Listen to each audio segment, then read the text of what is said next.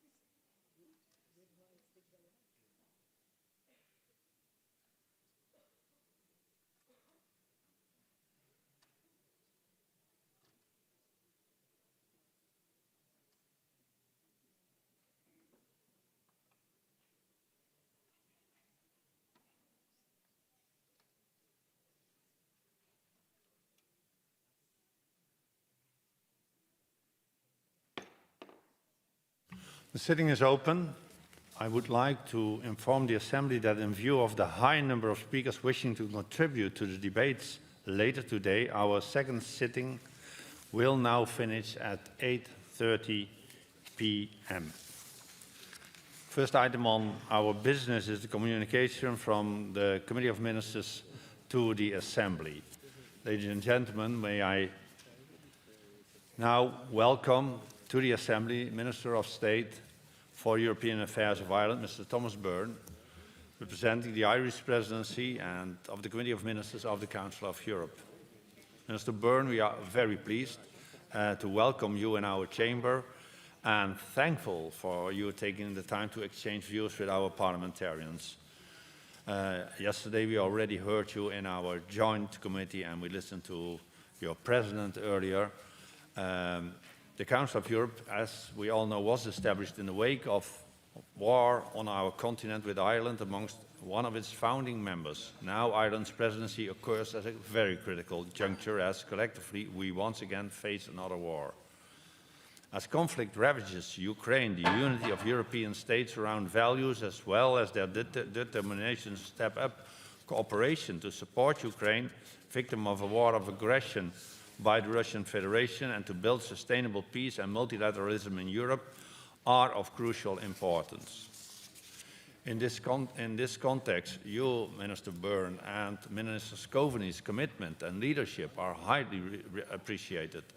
This was particularly important for materializing the idea of a fourth summit of heads of state and government, which you have been championing since the beginning of your presidency. And let me not forget to thank and mention all the hard work and wise approach of your ambassador, Mr. Ambassador O'Reilly, as the chair of the Committee of Ministers' Deputies. We welcome in particular that during your presidency, a reported high-level reflection group set up by the Secretary-General and chaired by an eminent Irish political figure, former President Mary Robinson, was produced. This report provides, in my opinion, concrete recommendations for revisiting the Council of Europe's political position, political mission, in the light of the new realities, as well as for strengthening our mechanisms and tools to uphold our common values and legal instruments, including the Human Rights Convention, so as to re-establish peace and democratic stability on the continent. Our Assembly itself will propose to the Committee of Ministers our own proposals at this moment under preparation in our Political Affairs Committee with the rapporteur Fiona O'Loughlin, another important Irish politician. It was good to hear yesterday in the joint committee that our Assembly's proposals and our Assembly's participation in the Fourth Summit is highly appreciated by the intergovernmental side and by the chair of the Committee of Ministers. Mr. Minister Byrne, we look forward to work with you closely with the Irish presidency, the subsequent presidencies and the Secretary-General in order to shape the content and the deliverables of the summit, as well as to garner support of European political leaders behind this idea.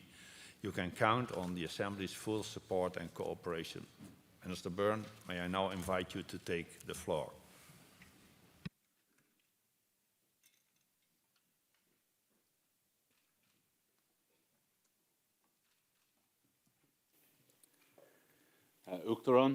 Monsieur le Président, Acholti de Honol Parlamentach, members of the Parliamentary Assembly, Acharja, dear friends, c'est un plaisir d'être à nouveau ici à Strasbourg, au siège des droits de l'homme européen, le Conseil de l'Europe, suite à ma visite au Comité des ministres en juin.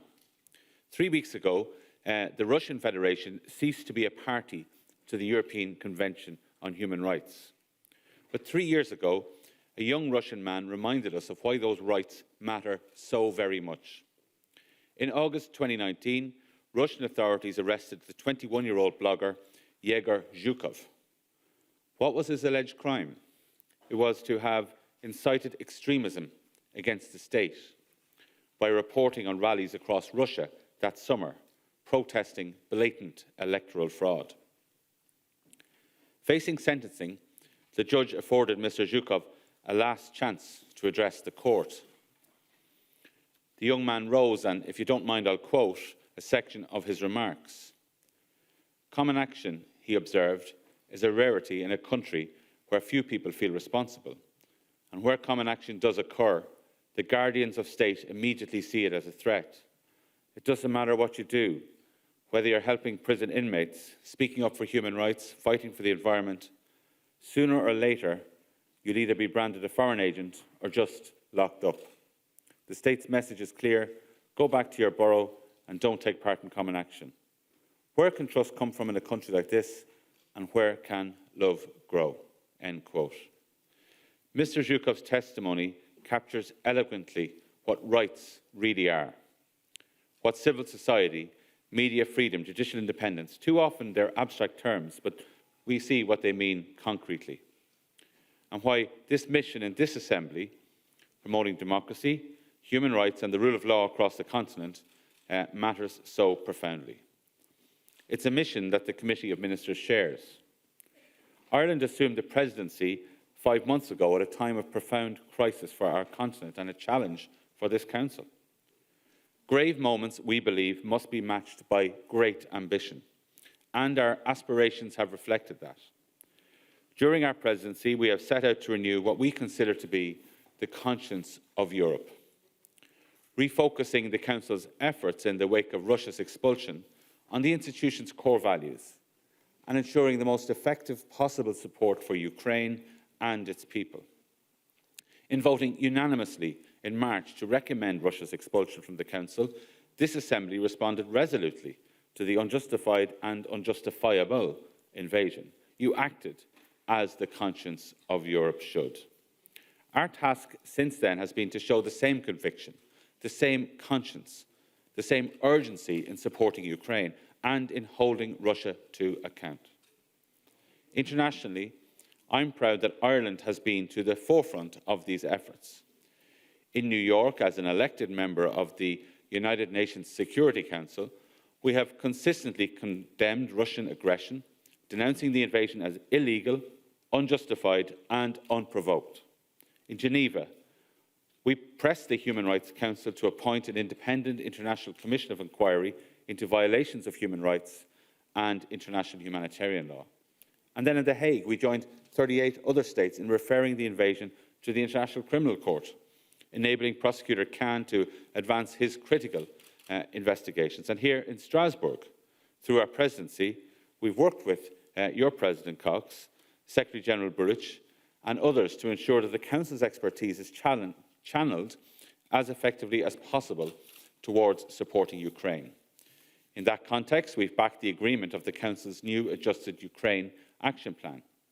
In July, Ireland helped to fast-track Ukraine's accession to the Council of Europe's Development Bank, establishing a new donor fund there to help those displaced by the war, and enabling the bank to play a key role in rebuilding Ukraine's shattered social infrastructure.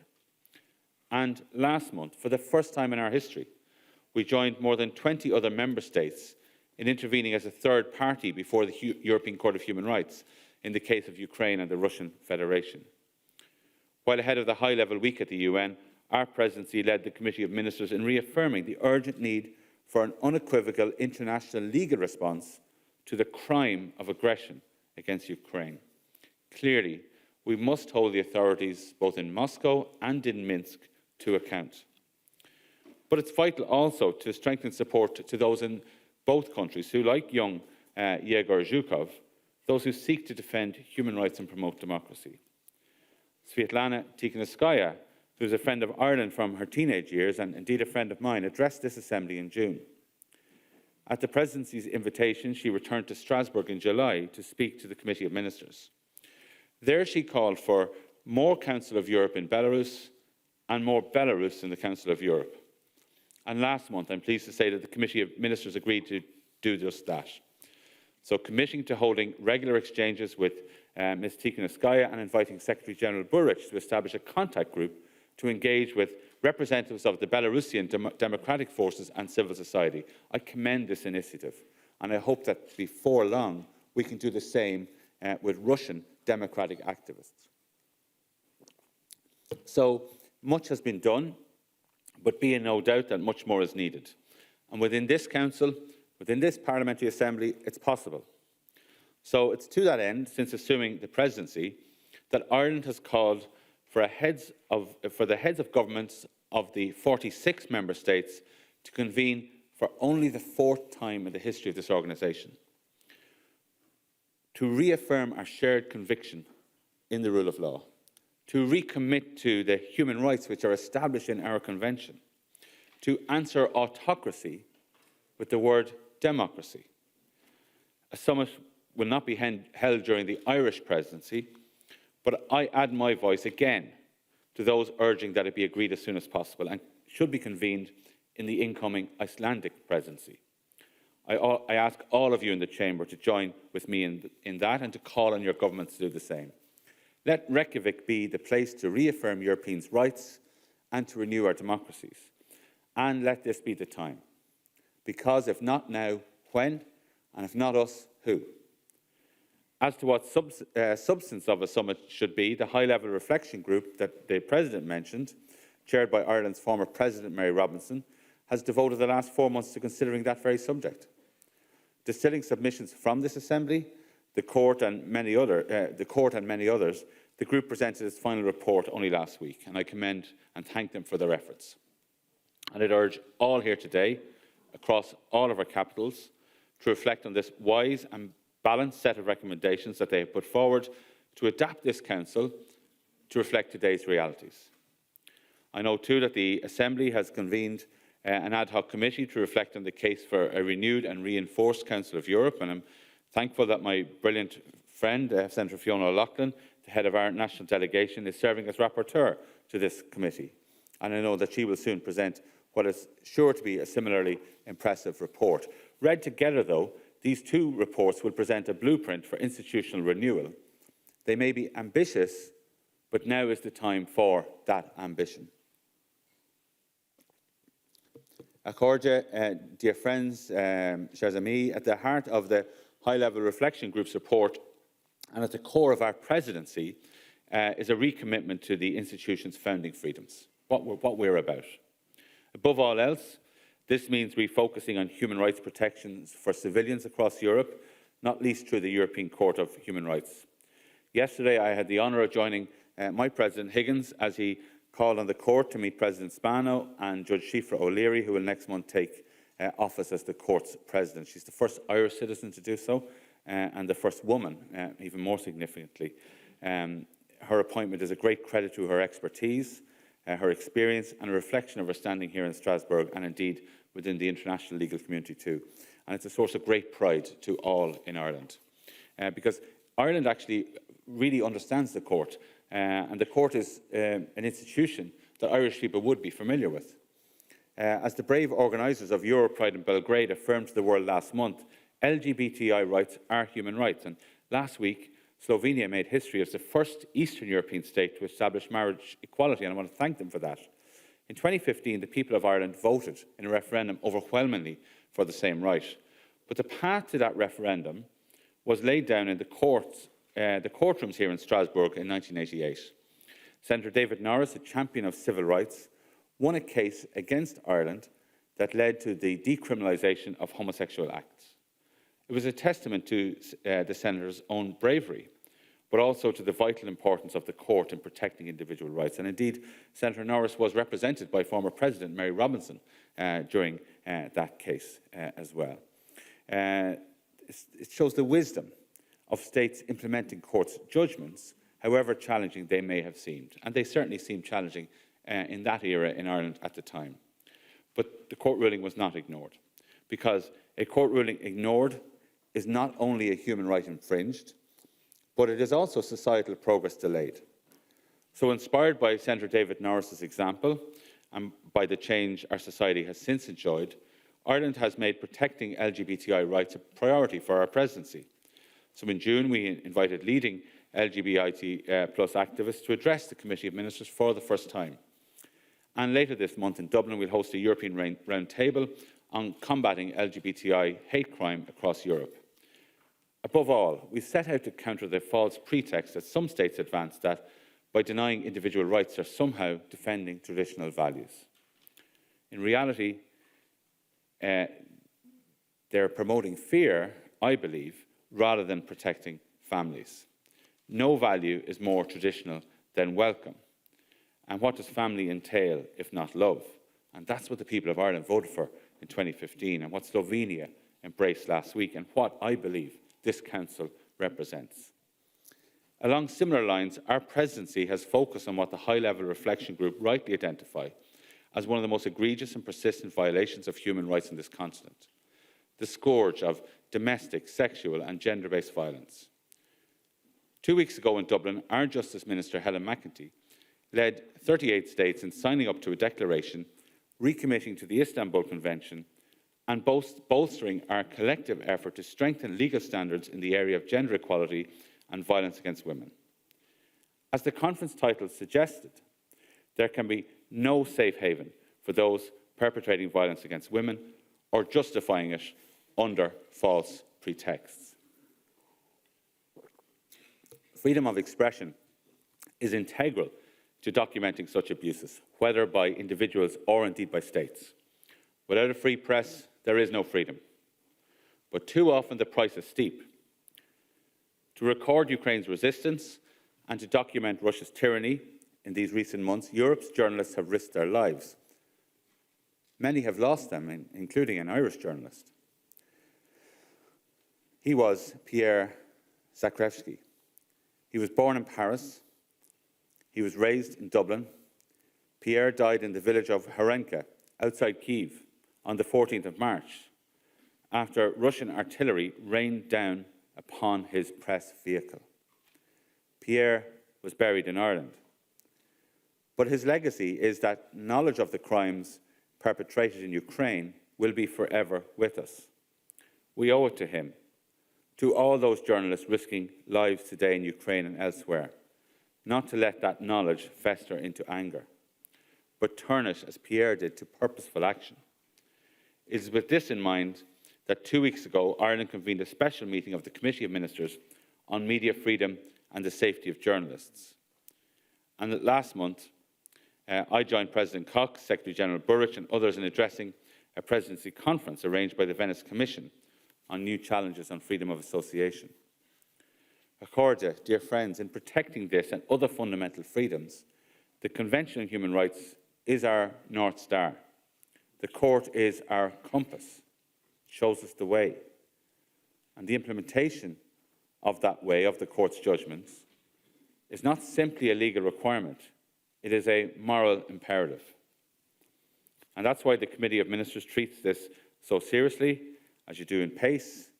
You treat seriously the issue of Turkey's continuing failure as a party to this convention to implement the judgment of the Court and to release Mr. Osman Kavala.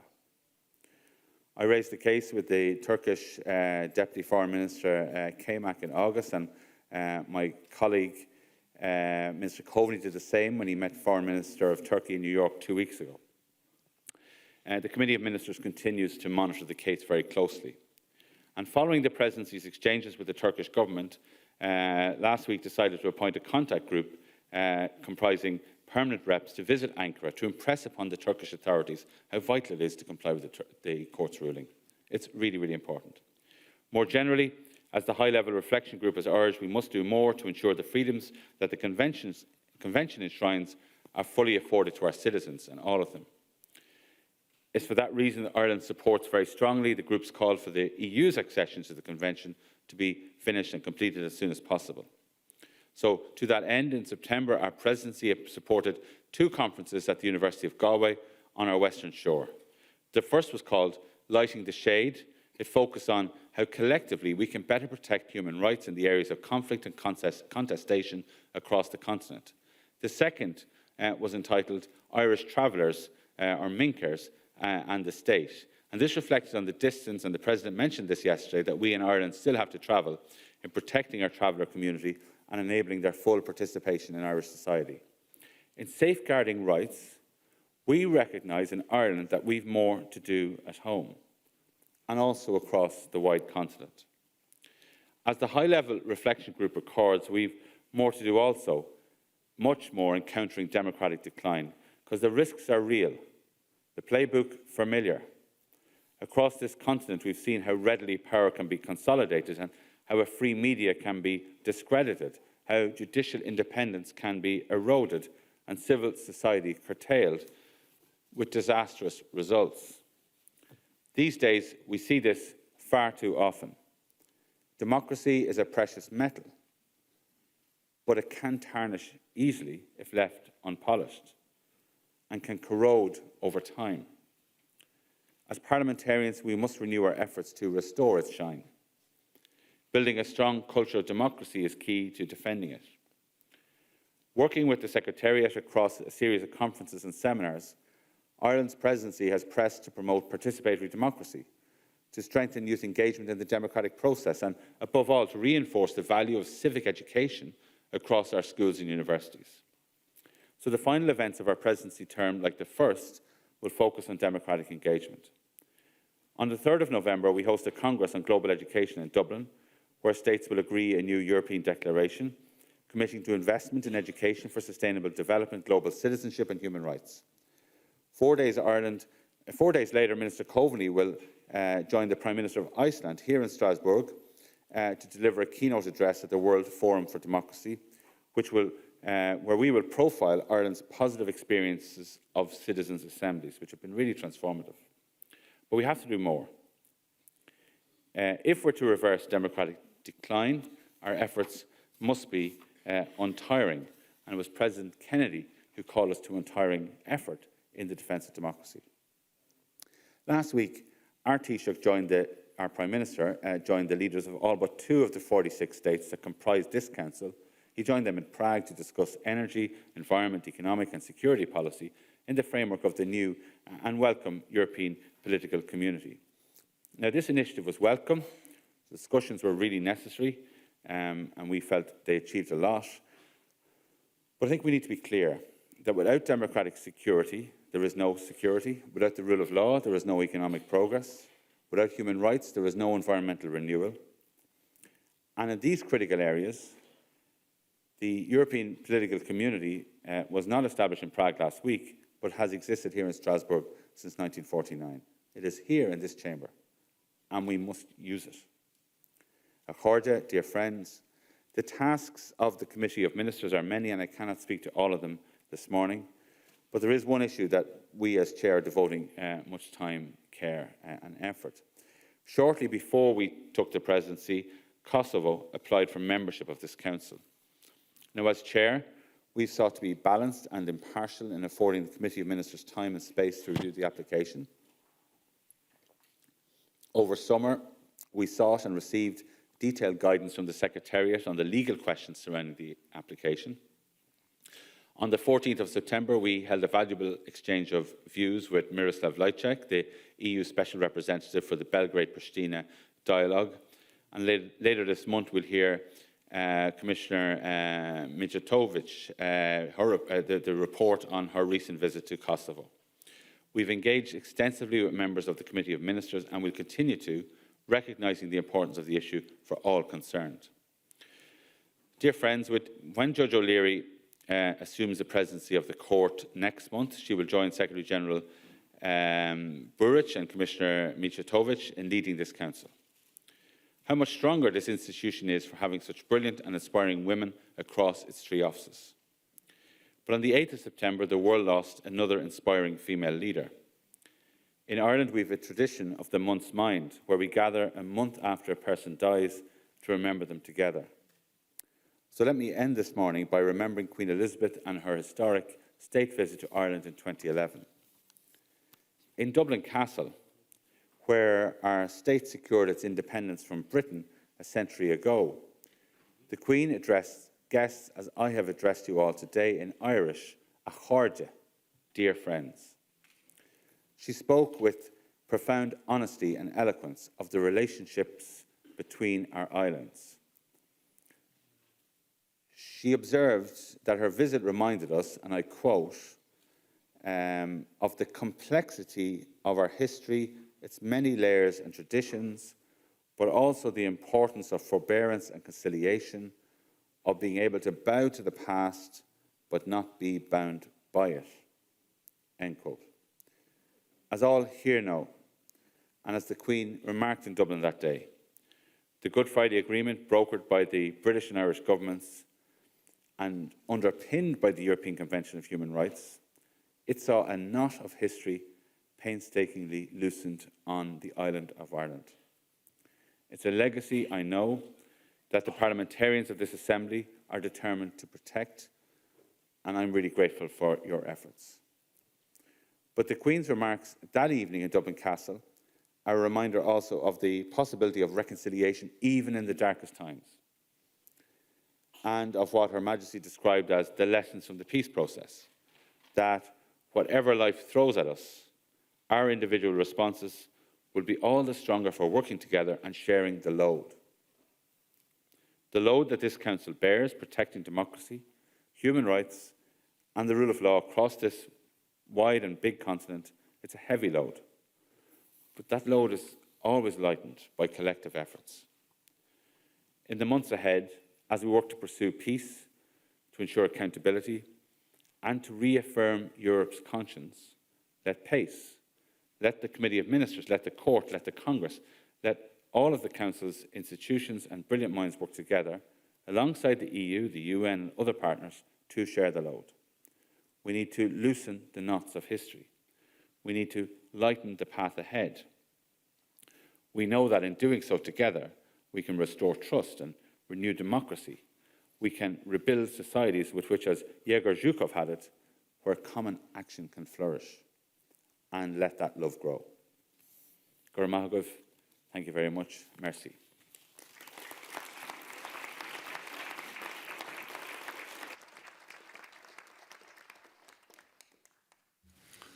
Thank you very much, Minister Byrne. Ireland is not only amongst the founding fathers of this organization, but is also amongst the best friends of this organization. And thank you very much for, as I said earlier, for the hard work and the wisdom and the creativity that you, Minister Coveney, Ambassador O'Reilly, and the whole team have delivered until now.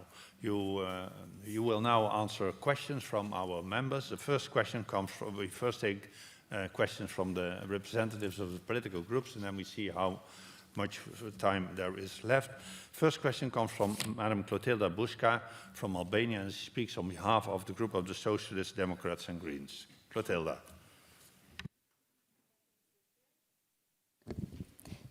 Thank you, Mr. Chair. Honorable Minister Byrne, I'd like to commend the excellent report by the High Reflection Group after the Torino Ministerial on recommendation on the Council of Europe role in responding to the new challenges facing Europe and in the new European geopolitical architecture. Taking into account the importance of the statutory bodies of this organization, which I think is both a particularity and the strength of the Council of Europe, would you please elaborate what is your approach to the role and participation of the Parliamentary Assembly in the preparation and participation to a summit planned to be held next year? And would you think that a message of the summit would be that the organization ownership belongs to both Committee of Ministers and the Parliamentary Assembly as the two branches of the democracy, executive and political one? Thank you. Thank you, Clotilda. Mr. Minister. Thank you very much for that question. I mean, my first call to action from the Parliamentary Assembly is that members would go back to their governments and repeat our call for a summit, because of course the summit is not yet fixed. We think it should happen.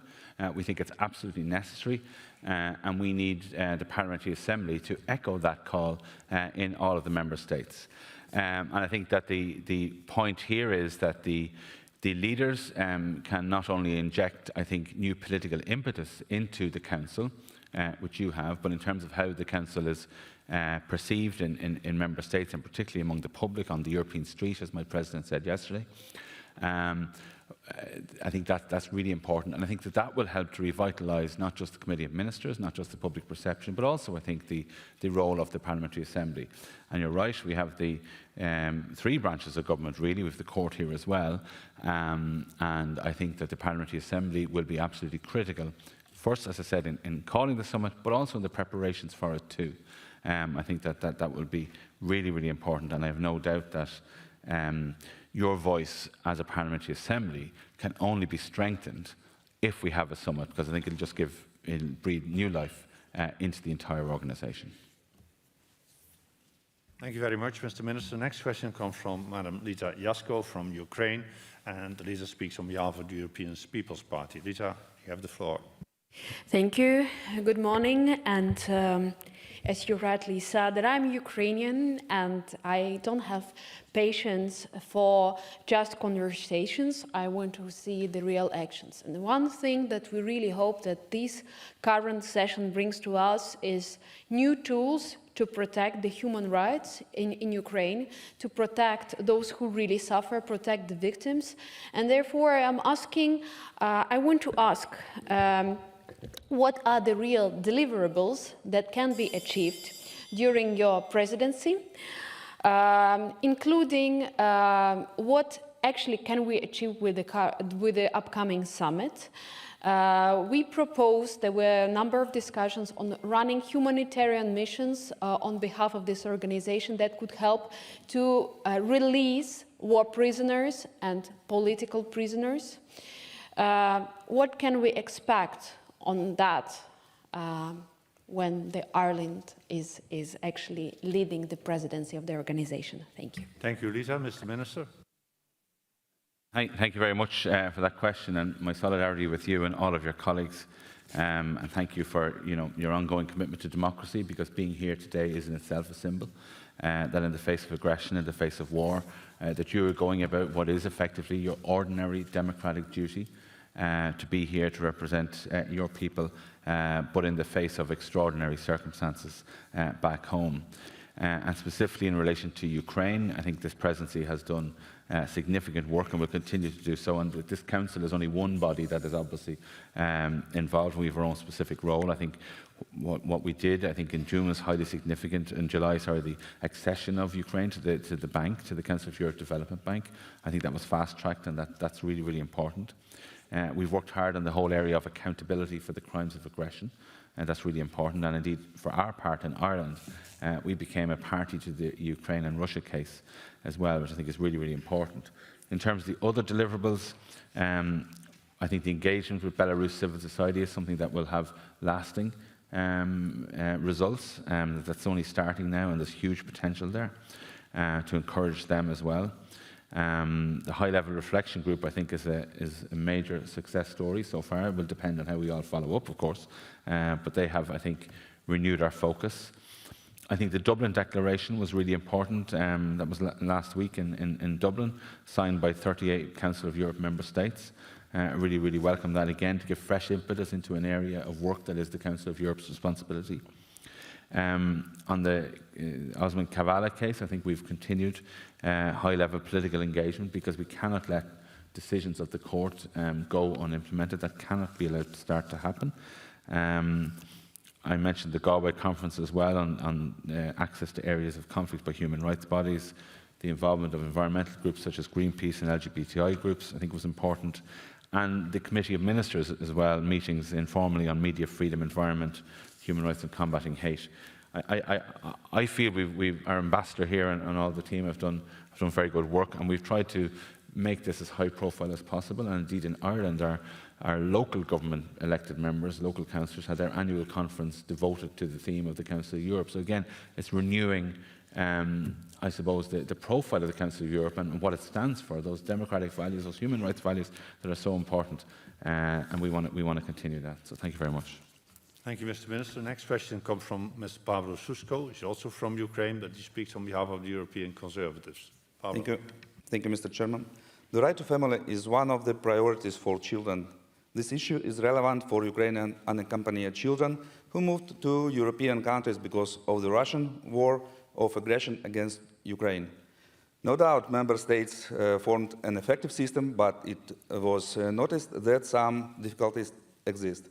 Unfortunately, we don't have data on whether all Ukrainian children who are on the territory of the EU are currently reunited with their families, other legal representatives or not, or at least have information about their location.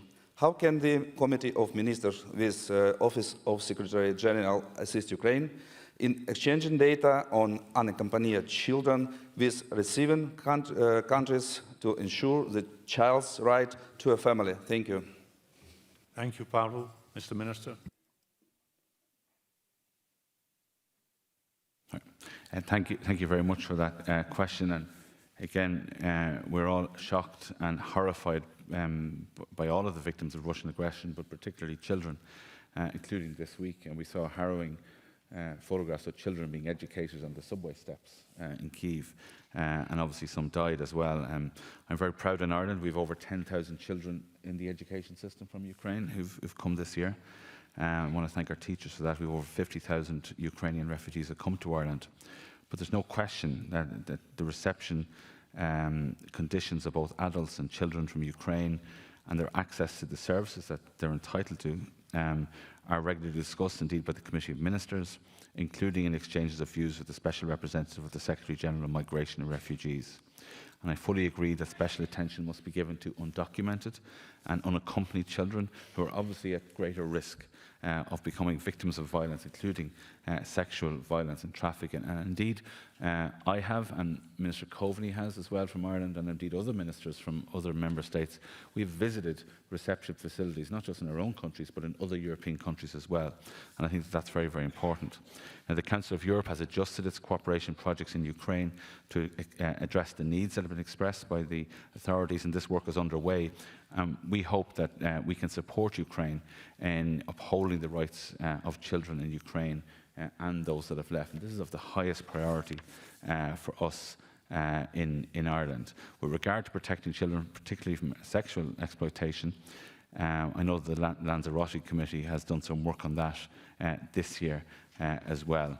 and we're going to continue working on this as the highest priority, to have this war ended and to have this refugee crisis ended as well, because at the moment, coming into the winter, it looks like it could be a difficult situation as Russia continues its aggression. But I think all of us will certainly do everything we can to support you, to support your refugees, and particularly child refugees as well. Thank you, Mr. Minister. Next question comes from Madam Fiona O'Loughlin from Ireland, and Fiona speaks on behalf of the group, the Alliance of Liberals and Democrats in Europe. Fiona.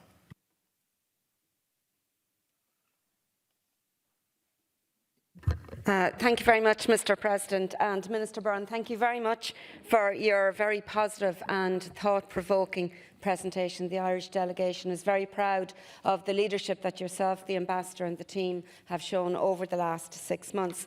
Minister, you mentioned the Good Friday Agreement, and of course next year is the 25th anniversary of this historic agreement which brought peace to the island of Ireland. But there are fresh concerns about that at this point in time. Because of Brexit, in 2019, there was a negotiated protocol agreement put in place, which would basically avoid a hard border once again on the island of Ireland. But in June last year, the United Kingdom government introduced a Northern Ireland Protocol bill that would unilaterally disapply parts of the protocol if enacted. This is hugely concerning. It is damaging to British-Irish relations. I would like to hear your comments in relation to that, and also your views on how the Council of Europe could help in this regard. Thank you. Thank you, Fiona. Mr. Minister. Thank you very much, Fiona, for that question. I'm going to just say now here on that last point on the Council of Europe, we have a word, or a phrase I should say, in the Irish language. It's fita futa, and that means interwoven. And the Council of Europe, the European Convention on Human Rights, is fita futa, is interwoven into the Good Friday Agreement. I think it's very important that we all know that we all remember that, and that we all understand the consequences of that the Good Friday Agreement itself is founded on the European Convention of Human Rights and its incorporation, particularly into the law of Northern Ireland.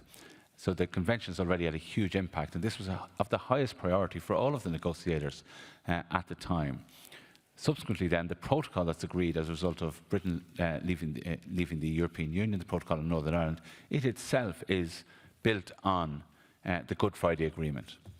So I repeat what the President said yesterday, that he was very grateful for the very warm relations that he has with King Charles III, which he had with Queen Elizabeth II, of their concern for peace in Northern Ireland. I think what we've seen in recent weeks has been really good connections, personal chemistry between counterparts at every level, between the British and Irish government. That's not just welcome, but it's really necessary too. It's what we want, and that's why we really enjoy working together with our British counterparts in multilateral organisations as well, particularly since they've left the EU, and that's why it's really important here. Those relations have been really warm, and it's so important.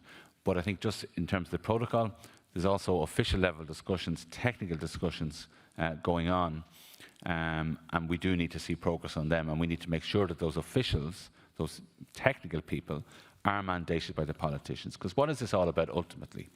Yes, it's about technical rules on trade, but ultimately it's about peace on the island of Ireland, ensuring there's no hard border, and recognising, as the Good Friday Agreement does, that each community in Northern Ireland has their right to their own national identity. You can be Irish or British in Northern Ireland. It's basically your choice, and that's I won't say the magic of the Good Friday Agreement, but it's what the Good Friday Agreement achieves, and the protocol is built on that and doesn't threaten it in any way. And I want to thank the Council of Europe and the members here in PACE and the Committee of Ministers for your constant interest and engagement in the affairs of Northern Ireland. It's one of the most successful peace processes the world has ever seen, built, as I said, on the ECHR, but one that must be nurtured and protected and work together at all times. Thank you. Thank you, Mr. Minister. Next question comes from Mr. Paul Gavin, also from Ireland, and he speaks on behalf of the Unified European Left. Paul. Thanks indeed, Mr. Chairperson. Mr. Byrne, it's great to have you here. Thanks indeed. I want to raise the issue of the Libyan Coast Guard. This discredited organisation that intercepts human beings trying to make their way to Europe, brings them back to Libya, subjects them to imprisonment, torture, rape and murder, as detailed by a whole host of NGOs and indeed by Irish award-winning journalist Sally Hayden. This morning, Minister, will you make a clear condemnation of the EU's continued funding and support for this entirely discredited organisation that calls itself the Libyan Coast Guard? Thank you. Thank you, Paul. Mr. Minister. Thanks, Senator Gavin, another great member of the Irish delegation. Thanks for that question. And I think you're reminding us as well that while there is certainly a refugee crisis as a result of the aggression against Ukraine, there's also refugees coming from other points of conflict around the world and escaping climate change and other reasons as well. The situation must remain a major concern for all of us, and tragic deaths of so many to be deplored. The reality is that so many die because of the inadequacy of shelter and protection that are offered. We need to address the many challenges arising from the situation, and that's the responsibility of all of us. And our response to this crisis must be based on human rights and solidarity. Migration, of course, is a key priority area of the organisation, as the Ministerial said last year. Your question is about EU funding, and I accept that, and I can't purport to speak for the EU as a whole, but migration obviously is a priority area for this Council, and there can be no exception to the right to life. It's guaranteed under our Convention, and specifically in relation to the Council of Europe, we must concentrate on areas where we have particular expertise and value. Where can the Council of Europe be of help? And I think that we see the coordination of COE activities to provide help on behalf of the organisation to improve the treatment of migrants. I think the organisation here can be proud. But also the implementation of a comprehensive action plan on protecting vulnerable persons in the context of migration and asylum. And I think the continued voice of this Parliamentary Assembly in all of these issues to challenge not just ourselves and our governments, but also what Senator Gavin has done, the EU, I think that's really important and particularly welcome. And I'll certainly raise the concerns that you've raised at EU level as well in my other role. Thank you, Mr. Minister. Next question comes from Mr. John Howell from the United Kingdom. John. Thank you very much. Welcome, Minister, to this Assembly.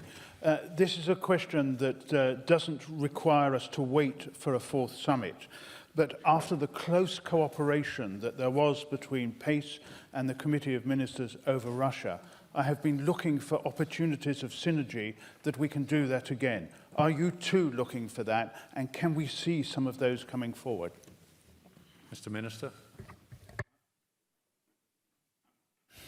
Absolutely. I mean, I think what happened this year was that there was an instinctive kind of knowledge of what is right and what is wrong, and that was so clear among all of the member states, all of the the parliamentarians as well, that this is something that we had to work together on. And there's certainly a range of issues that I think we can work together. I think the whole area of violence against women and the Istanbul Convention is something where we still have to make some progress. I think that that's somewhere that we could all work together, because while governments are responsible ultimately for ratifying, or at least certainly pushing things through Parliament, I suppose, parliamentarians have strong voices as well, where something that may not have, where, for example, the Istanbul Convention may not be ratified. And I think that is something that can speak to half of our citizens straight away, in fact to the other half as well, in terms of their responsibilities. So I think that that's an area that we have made progress on this year, but it's something I think where there are certainly grounds for collaboration and working together. Thank you, Mr. Minister. Next question comes from Mr. Rushak Yilhakian from Armenia. Rushak, you have the floor. Thank you, Chair. Mr. Minister, in September, Azerbaijan launched an unjustified and unprovoked military aggression against Armenia, which resulted in occupation of sovereign territories of Armenia, accompanied by gross violation of humanitarian law. In the UN Security Council, Ireland voiced its deep concern on attacks directed at critical civilian infrastructure inside Armenian territory and called on the Azerbaijani side to urgently return to the previous positions. So my question is, what steps has the Irish chairmanship taken to address this serious breach of commitments by Azerbaijan? Thank you. Mr. Minister. Re-escalation of tensions between Armenia and Azerbaijan is lamentable. The use of military force is utterly unacceptable in settling disputes between our member states. I'm really glad that recent meetings at the highest level have taken place, and I hope that you'll soon agree on a peace treaty. In early September, the Irish presidency, we joined with President Cox here, and we jointly called on Azerbaijan and Armenia to engage in peace talks without delay. The Council of Europe has a role to play in creating conditions conducive to long-lasting peace, including through confidence-building measures. Now, by joining the Council of Europe, Armenia and Azerbaijan undertook to find a peaceful solution to this conflict. And it is essential that each country acts in accordance with the commitments. Thank you, Mr. Minister. We now take the last 3 questions together. First question comes from Madam Katalin Zöber from Hungary. The next question comes from Monsieur Bernard Fournier de la France. And the last question comes from Ms. Zia Altu Yaldis from Turkey. Katalin, you have the floor. Merci, Monsieur le Président. Chers collègues, Votre Excellence, nous partageons profondément le fait que la protection des droits de l'homme travers le continent, surtout dans les zones de conflit, était l'une des plus grandes priorités de votre présidence. Selon vous, quels ont été les principaux résultats obtenus au regard de cette priorité? Merci. Thank you. Next question. Prochaine question de Monsieur Bernard Fournier de la France. Bernard. Oui, Monsieur le Ministre, le 6 octobre s'est tenue à Prague la première réunion de la communauté politique européenne. Et l'extension géographique de cette nouvelle structure de coopération politique, née d'une initiative de l'Union européenne, est quasiment identique à celle du Conseil de l'Europe. Le communiqué de presse de lancement précise qu'elle ne remplace aucune organisation, aucune structure, aucun processus existant et ne vise pas à en créer de nouveaux. Monsieur le ministre, vous bénéficiez d'une double casquette au titre de l'Union européenne et du Conseil de l'Europe. Comment la présidence irlandaise, au comité des ministres, a-t-elle été associée à cette initiative et comment envisagez-vous l'articulation entre le Conseil de l'Europe et cette nouvelle plateforme de coordination politique? Je vous remercie. Merci à vous, Bernard. Et la dernière question, the last question, comes from Zia Altu Yaldis. You have the floor, Zia. Thank you, Chair. Dear Minister, I congratulate for your comprehensive speech. As the Chair of the Committee of Ministers, how do you think the role and the purpose of the European political community can be distinguished from the existing European structure, including the Council of Europe? Thank you. Thank you, Mr. Minister. Last words are yours. Merci pour les questions. La première question de Madame Zöber. Le 1er septembre, nous avons précisément organisé une conférence universitaire à Galway sur l'application effective de la Convention dans les territoires européens contestés. J'ai participé à cet événement important qui réunissait des experts de différents pays. Le rapport aussi du groupe de réflexion de haut niveau a formulé une recommandation claire sur cette question. Il propose la création d'un bureau du Conseil de l'Europe dont la tâche serait de nous tenir informés de la situation des droits de l'homme dans les zones de conflit. C'est une recommandation importante et la question de l'accès aux zones de conflit est une question clé qui devrait être abordée lors du 4e sommet, j'espère. The second question from my French colleague, I apologise, I'll answer this one in English if that's okay. Just on the connections between the European political community, I think, and the Council of Europe. I mean, I think we've different roles to play. I mean, first of all, I think it's so important that we're dialoguing together, that we're talking together in every single format. And I think that we had a problem during COVID in that obviously we had a medical problem, but I think we didn't see each other as much. And yes, many of us engaged on Zoom, many of us had telephone calls, but we didn't see each other as much. I think that was a problem then for diplomacy, for dialogue. And I welcome the European political community that has been formed. There's clearly some really, really important issues to discuss there. But in terms of the Council of Europe, we have our specific mandate, our specific role, our specific history as to why we were created. And I think you'll see that in the high-level group. That's been That's been put forward in terms of our work, that we must double down really on the work that we are bound to do. And I think that the Council of Europe has a specific agenda, specific role. The Council of Europe needs to engage with all of the international bodies that exist in the multilateral world. But we must do our job too. We must let people know about our job, must let people know when they're not doing the job that we require them to do, i.e. our member states. And we must let our citizens know that we are here to protect their rights, no matter who's in power in your country. Your rights to your human rights, your democratic values, your democratic rights, and the rule of law apply no matter what. And that's our role. I think that we should stick with it. The last question was in relation to Kosovo.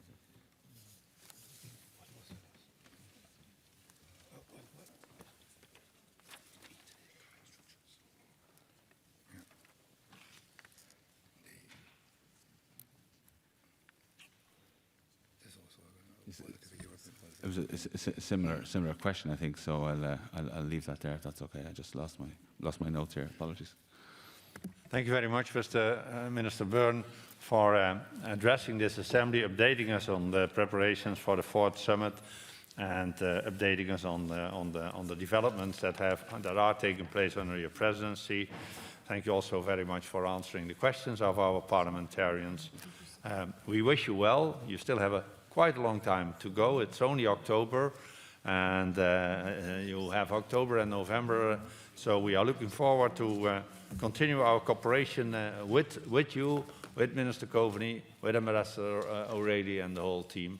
And I wish you well. And once again, thank you very much for all the hard work and all the efforts and all the creativity. Thank you very much.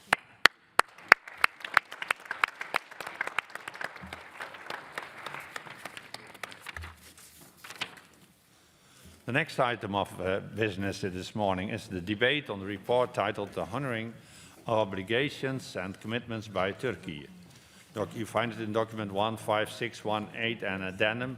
It will be presented by Mr. John Howell and Mr. Boris Silovic on behalf of the Monitoring Committee. In order to finish by 1 a.m., I will interrupt the list of speakers at about 12:30 to allow time for reply and the vote. We will start with Mr. Howell and Mr. Silovic, the co-rapporteurs. You have 5 minutes each. I first call Mr. Howell in the debate. John, you have the floor. Thank you very much, Mr. President. Can I start this debate first by paying my own respects to Boris and to wish him well for the future. It has been a great pleasure working with him, and he has supported everything that we have done in a very, very firm contribution. Our Assembly is debating today the first monitoring report on Turkey since the country was put under monitoring procedure in 2017.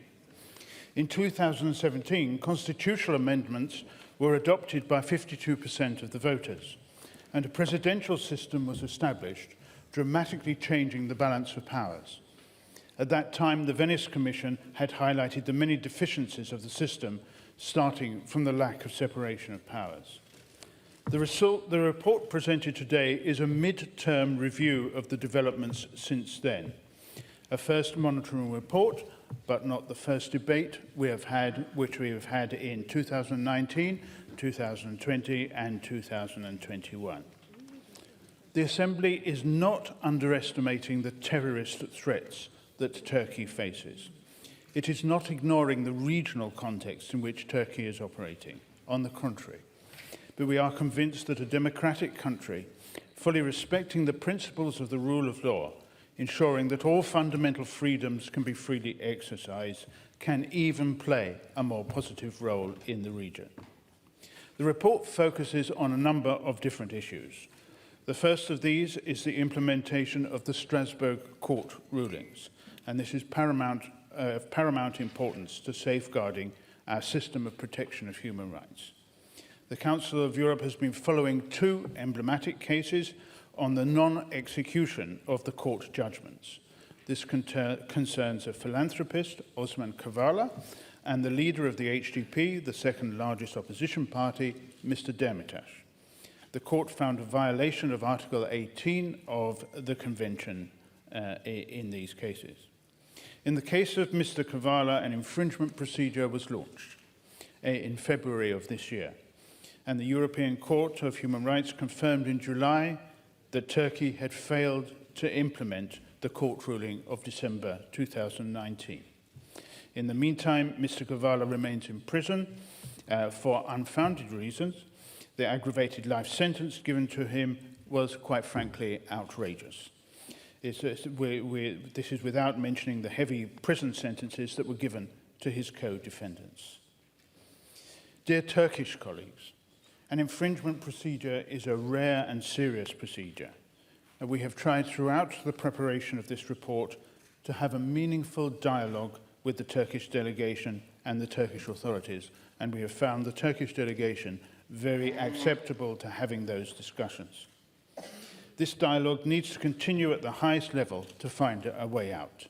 The President of our Assembly and the Chair of the Committee of Ministers should discuss further action and envisage how and when additional steps should be taken.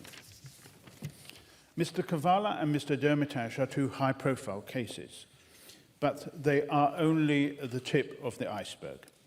Another core issue addressed in this report is the functioning of the justice system and the lack of its independence, and this affects thousands of people. Again, we refer to the opinion of the Venice Commission and Greco, which have issued recommendations on this issue. Restoring the independence of the justice system is a crucial issue, and despite some steps taken, it remains largely unaddressed. The composition of the Council of Judges and Prosecutors is not in line with our standards.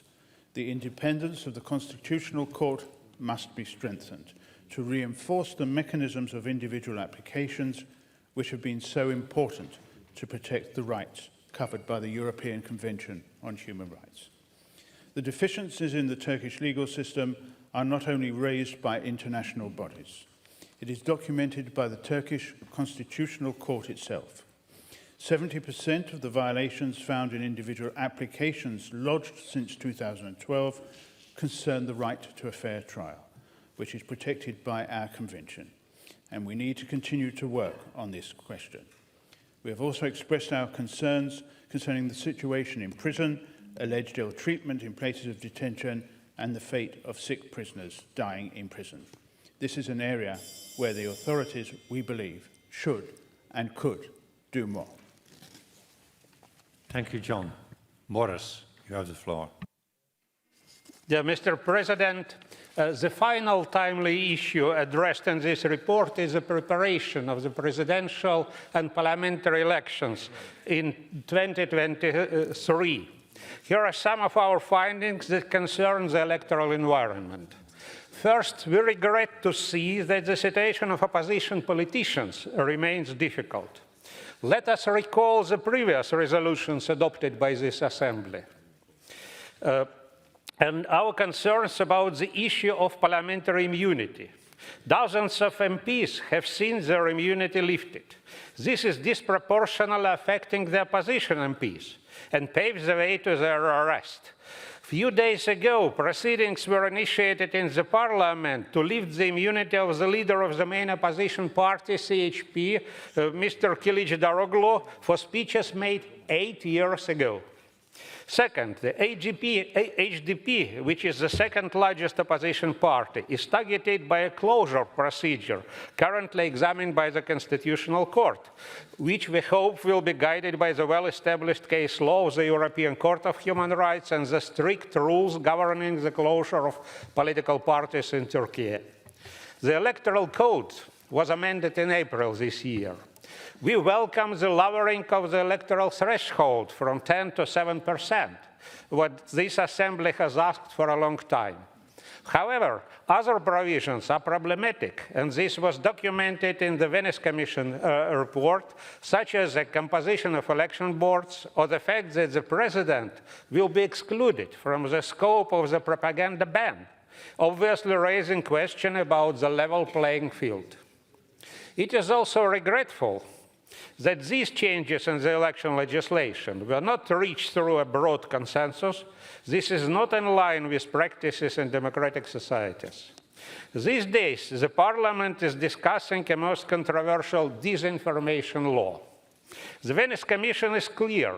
The proposed amendment to the Penal Code criminalizing the dissemination of false and misleading information would trigger more chilling effect and increased self-censorship. This provision is neither necessary nor proportionate to the legitimate aim. It interferes with the freedom of expression and could cause irreparable harm to the exercise of freedom of speech before elections. This is why we urge the Turkish authorities not to enact this draft amendment to the Penal Code. It is still time to act. This highly problematic disinformation law adds to long-standing issues regarding the freedom of expression and freedom of the media. Free and independent media are key to foster public debate. We have been waiting for long overdue reforms of the Penal Code and its infamous articles such as Article 299 or insult to the President, which has led to thousands of prosecutions. The overly broad interpretation of the anti-terror law is also a long-standing issue and justifies many infringements to freedom of expression. Finally, freedom of assembly is also an issue. It affects the political life, but also the vibrant civil society, which is struggling in a difficult environment. Let us think about the Saturday mothers thriving for justice, or university students aspiring to a more open society, not mentioning women's organizations fighting against gender-based violence and for a better participation of women in public life. Dear colleagues, Mr. President, the Turkish people is committed to democracy. There are high turnouts in elections, and there is a vibrant society. The upcoming election will be an important moment in Turkey's political life, as all elections are. But the Turkish deserve to be able to take part in fair elections. This is why we invite our Turkish colleagues to bring these messages back to their parliament, to their authorities, and work at good elections conditions. We hope that you will support the draft resolution as well as the amendments tabled by the monitoring committee. We need to send a clear signal to Turkey. Thank you, Mr. President. Thank you, Boris. So thank you both co-rapporteurs, Mr. Howell and Mr. Sidovic. Now I open the debate with the speakers on behalf of the political group. The first speaker will be Mr. Pedro Segonho from Portugal, and he speaks on behalf of the group of the Socialists, Democrats and Greens. Pedro. Thank you very much, Mr. President. First of all, I would like to congratulate the two rapporteurs for the excellent analysis and reflections written in this report about the honoring of obligations and commitments by Turkey. We believe that all monitor procedure was developed in a spirit of dialogue and cooperation with the Turkish authorities. On the other hand, we also like to thank the work of the experts who cooperated in the preparation of this report, in special the Venice Commission. After reading the draft resolution, your explanations and your conclusions, we underline several issues. The Turkish authorities need to ensure that all conditions will be met to guarantee free and fair elections, including the ability of the opposition to operate and journalists to work in an independent way. Freedom of media has been a long-standing concern.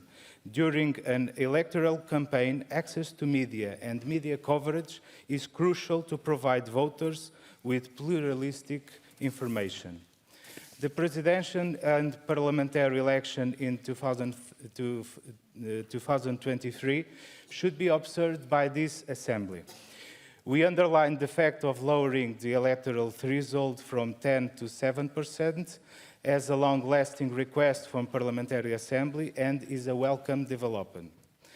Turkey is an important member state of Council of Europe, and we believe that Turkish institutions can be compliant with human rights, rule of law and democracy standards.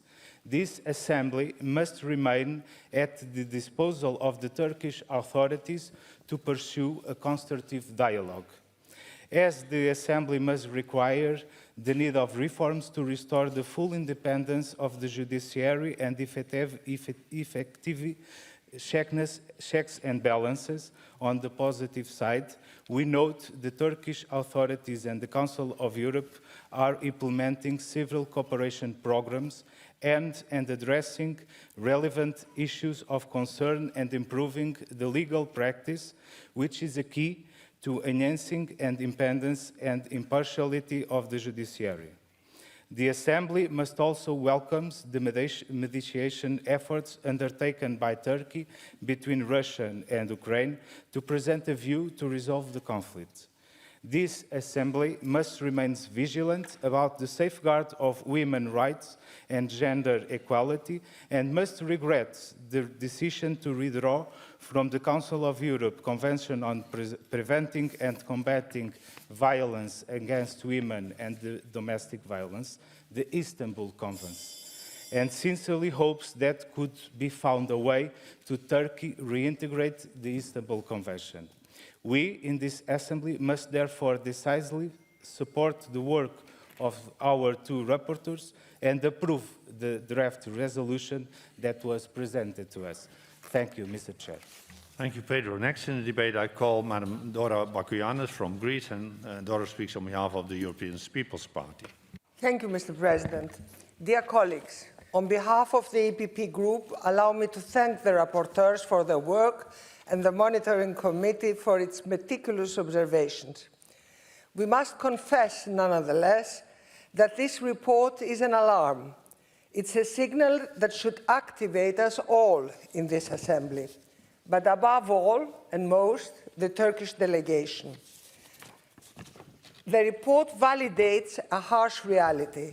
Democracy in Turkey has been deteriorating so fast and so much in the past few years that it is essentially non-existent. I welcome you to read some of its lines out loud. Ongoing crackdown on political opposition and human rights activists like Kavala Demirtas. Attempts to close political parties. Arresting of elected officials. Restrictions in the freedom of speech and media. Withdrawing from human rights conventions. Lack of transparency in the judiciary, jailing of dissidents, of people with different opinions, and of course, not respecting the decisions of the court. What is the takeaway of this report for us, an Assembly, and for the Turkish delegation as our colleagues? It's not a pointing of a finger, but a genuine concern.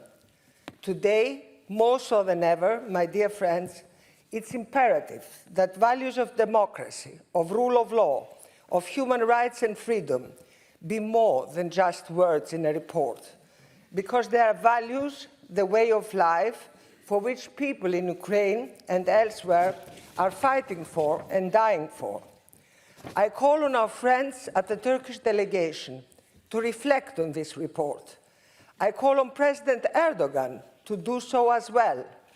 Turkey does not need to look constantly for battles abroad or threaten the other countries and seek to fight enemies that are non-existent. The true fight, the one that exists, will be for its democracy, for the prosperity of its people, and we are all here to make sure that Turkey will succeed. Thank you. Thank you, Dora.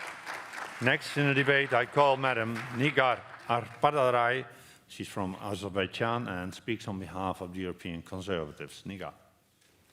Thank you very much. Dear colleagues, I would like to thank the rapporteurs, Mr. John Howell and Mr. Selevic, for the comprehensive report covering a number of important issues pertaining to the honoring by Turkey of its obligations under Council of Europe membership. I am glad that the report contains a clear statement that the work of rapporteurs have been carried out in a constructive and positive dialogue and engagement with Turkish counterparts. This is a very good and important sign. Dear colleagues, long time has gone since the times when democracy was on the offensive and it was marching globe and Europe. Democracy today is on the defensive, not only on the perimeter of European space. It has been hit and bullied all over Europe in the last years. It has been damaged under the so-called public good argument during the recent pandemic, and it currently inevitably suffers from Ukrainian-Russian war.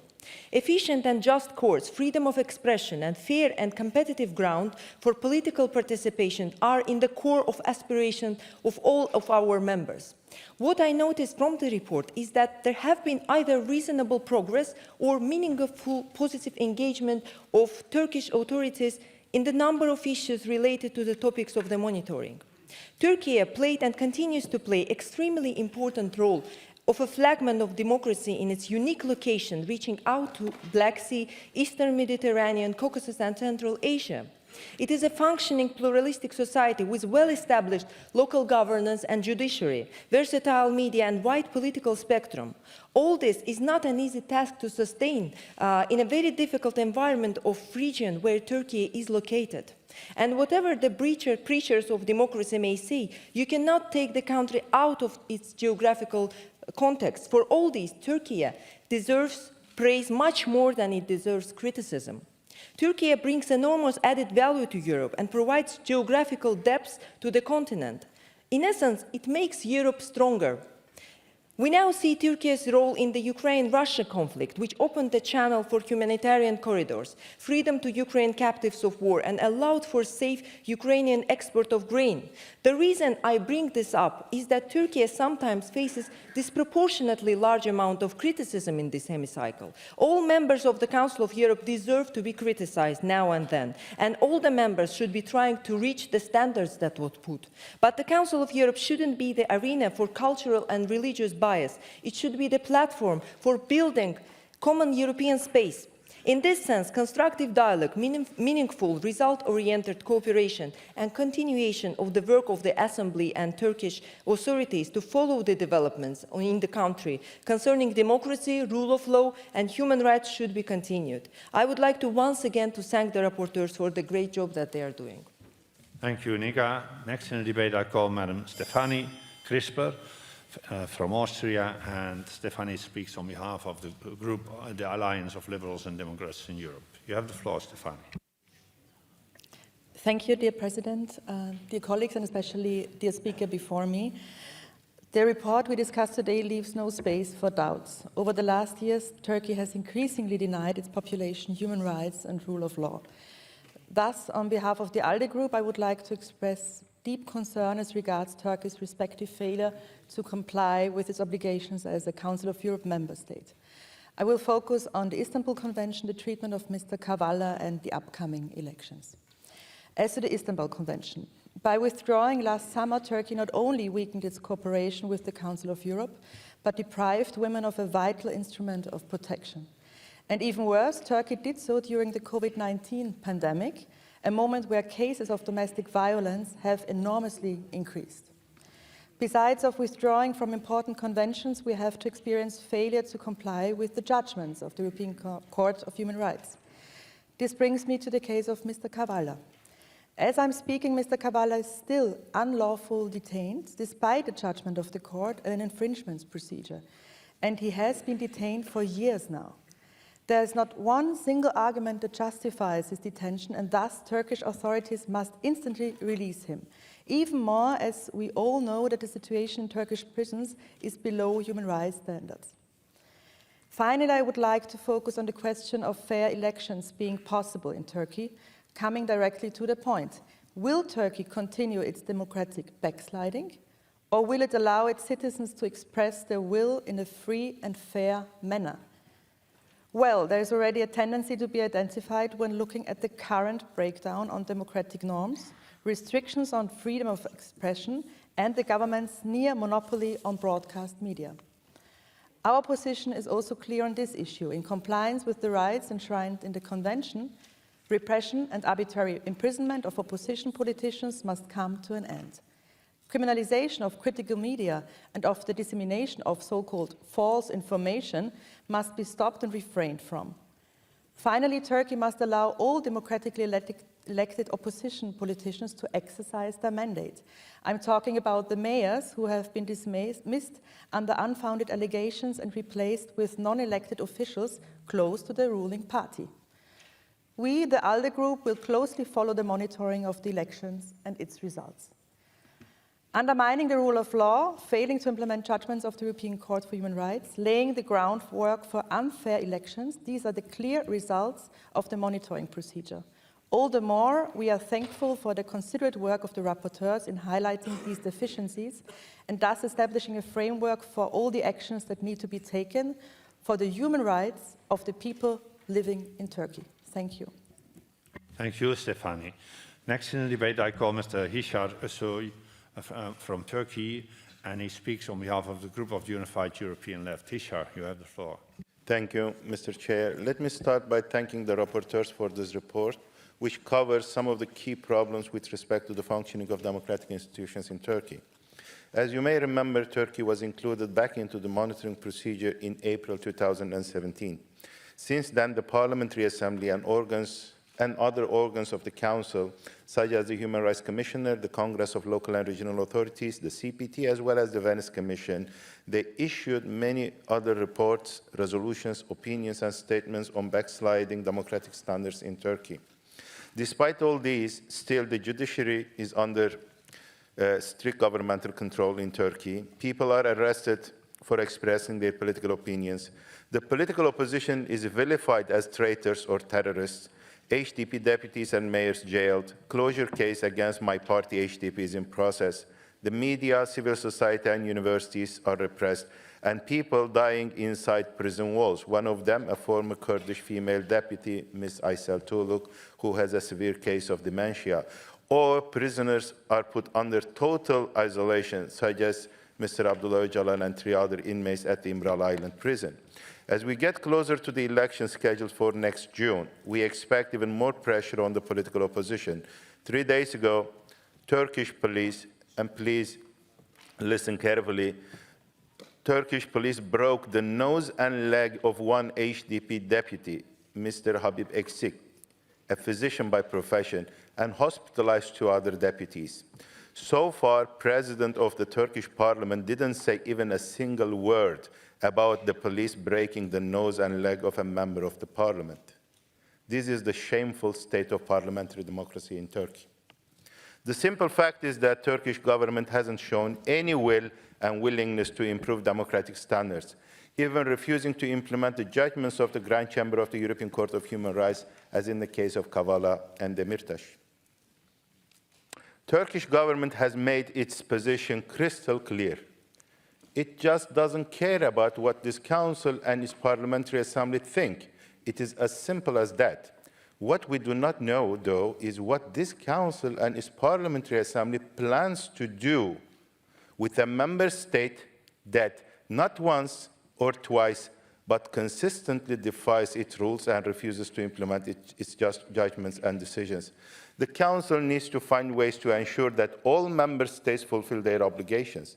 It should consider using existing enforcement mechanisms and even developing new ones.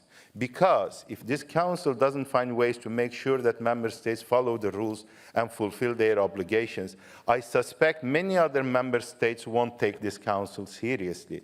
It is like a contagious disease, and I promise to you it's going to spread. As a consequence, the Council as a whole will be undermined, its fundamental values compromised, and it may turn into an effectively useless institution. It is enough with monitoring and expressing concern. We have already said what needs to be said. We said it repeatedly to the extent that words start to lose their meaning, so now it is time to act, and to act without any further delay. Thank you. Thank you, Hishar. Next in the debate, I call Mr. Armen Rustamian from Armenia. Armen, you have the floor.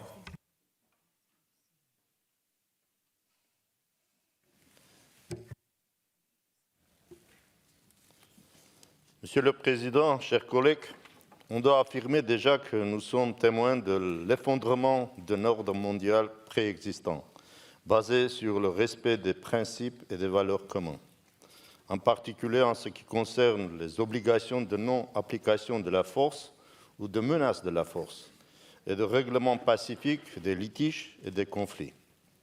Au lieu de trouver ensemble des moyens pour arrêter ce processus perturbateur pour tous, certains pays essaient d'en profiter en provoquant de nouveaux affrontements pour atteindre leurs buts égoïstes, ajoutant ainsi leur part de pétrole au feu.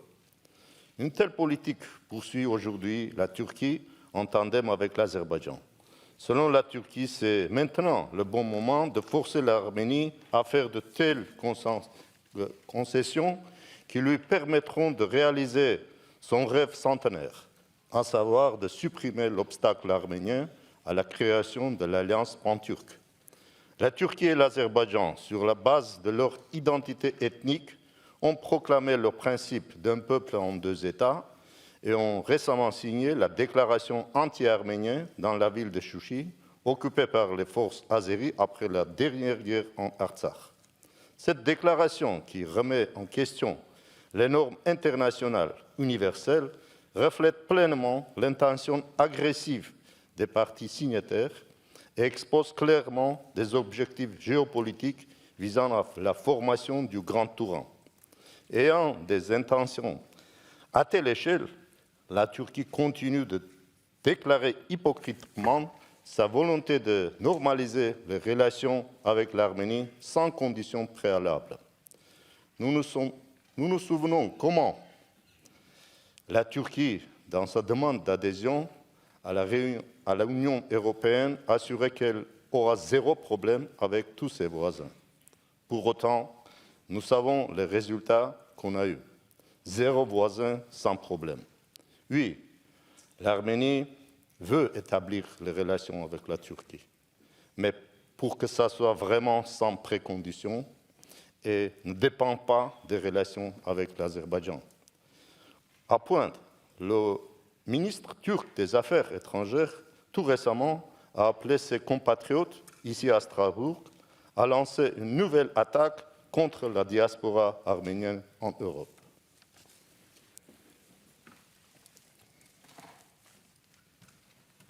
Thank you very much, Mr. Rustami. Next in the debate, I call Mr. Dimitrios Karidis from Greece. Dimitrios, you have the floor. Mr. Chairman, I come in front of you today, dear colleagues, to speak to you as a friend, a long-standing friend of Turkey's European vocation. Actually, I represent a country, Greece, that has been a strong supporter, actually one among the strongest and most sincere supporters of Turkey's European vocation after Helsinki, and one of the countries that see it in its national interest to have a European, liberal, democratic Turkey at peace with itself and at peace with its neighborhood. But the truth of the matter is that we have a problem, a big problem, a serious problem we cannot ignore. Turkey's democracy is disintegrating in front of our eyes. Turkey is backpedaling. We know the story. The first years, Erdogan rode the democratic and liberal bus to get rid of the role of the army and of the deep state, but since the mid-2010s, things have gone the opposite way, accelerating with the change of the constitution in 2017. It's not for me to say, and I don't want to dispute, we have the indexes. We have the objective listings. Everybody consults around the world. The Economist Index for Democracy, the Freedom House Index for Liberty and Democracy. Turkey is ranked among the lowest in the world, not in the first 100, together with Mali and Haiti, according to Freedom House, 134th in the world as a non-free society and a hybrid regime, according to The Economist. So we have a problem beyond any doubt, no matter how the apologists of the regime might want to pretend otherwise. And we have an additional issue we cannot ignore. Putin and what happened with Russia leaves no room for complacency. We have heard the criticism from our Ukrainian friends and our other friends from Eastern Europe that we had been very lenient with Russia for too long. We cannot allow the same to happen with Turkey. We know that a regime that turns against its citizens will turn against its neighbors as well. And as we are heading towards the elections of 2023, we cannot allow this derailed train of democracy to go into a big crash to the detriment of the Turkish people first and foremost, peace and stability in the region as well. So we urge, according to the report, our Turkish friends and colleagues to work together to improve the situation. And as someone who was born in Kavala, the city where Osman Kavala's family comes from in northern Greece, I want to conclude by saying the simple thing: respect the European Court of Human Rights rulings and free Kavala now. Thank you.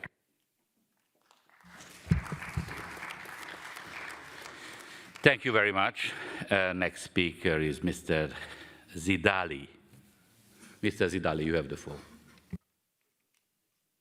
Thank you, Chair. I would like to thank the rapporteurs for contributing to the plurality of voices by consulting the relevant institutions in Turkey.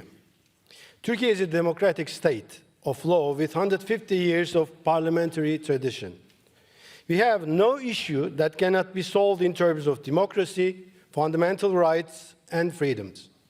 Although the decisions taken by current government are decisive in the implementation of policies and international perception, our country is not limited to the current government and its practices. My call to you regarding Turkey is to distinguish between the state and the current government. As you will notice after the next elections, that your 34-page report will be much shorter within a couple of years. Our roadmap is ready. We will exit the presidential system, which is frequently criticized in the report for being less democratic than before. Following the next election, we will implement strengthened parliamentary system where the separation of powers will be sharply enforced, checks and balances will work effectively, and democratic institutions will gain power again. We are aware of the democratic regression in our country. We will build the system which corresponds to a participatory, free, and pluralistic democracy where fundamental rights and freedoms are guaranteed. Reports also mention that you understand our sensitivity against terror. While we will be taking all necessary steps for democracy, will you do your part against terrorist groups? So what kind of support will you supply for this sensitivity you understand? Members of organizations affiliated with PKK, which is recognized as a terrorist organization by EU, are walking around freely in member countries. Are you sure that you really understand our sensitivity against terrorism? If you do, will you make recommendations for member states to take steps in this regard? Another issue, why do you think would you carry out a coup attempt against democracy? Why do you still call those who carried out coup attempts as movements? Every democratic endeavor is valuable, but the double standards you continue to apply overshadows your efforts. In summary, there's much we agree in this report. At the same time, we cannot ignore what we disagree.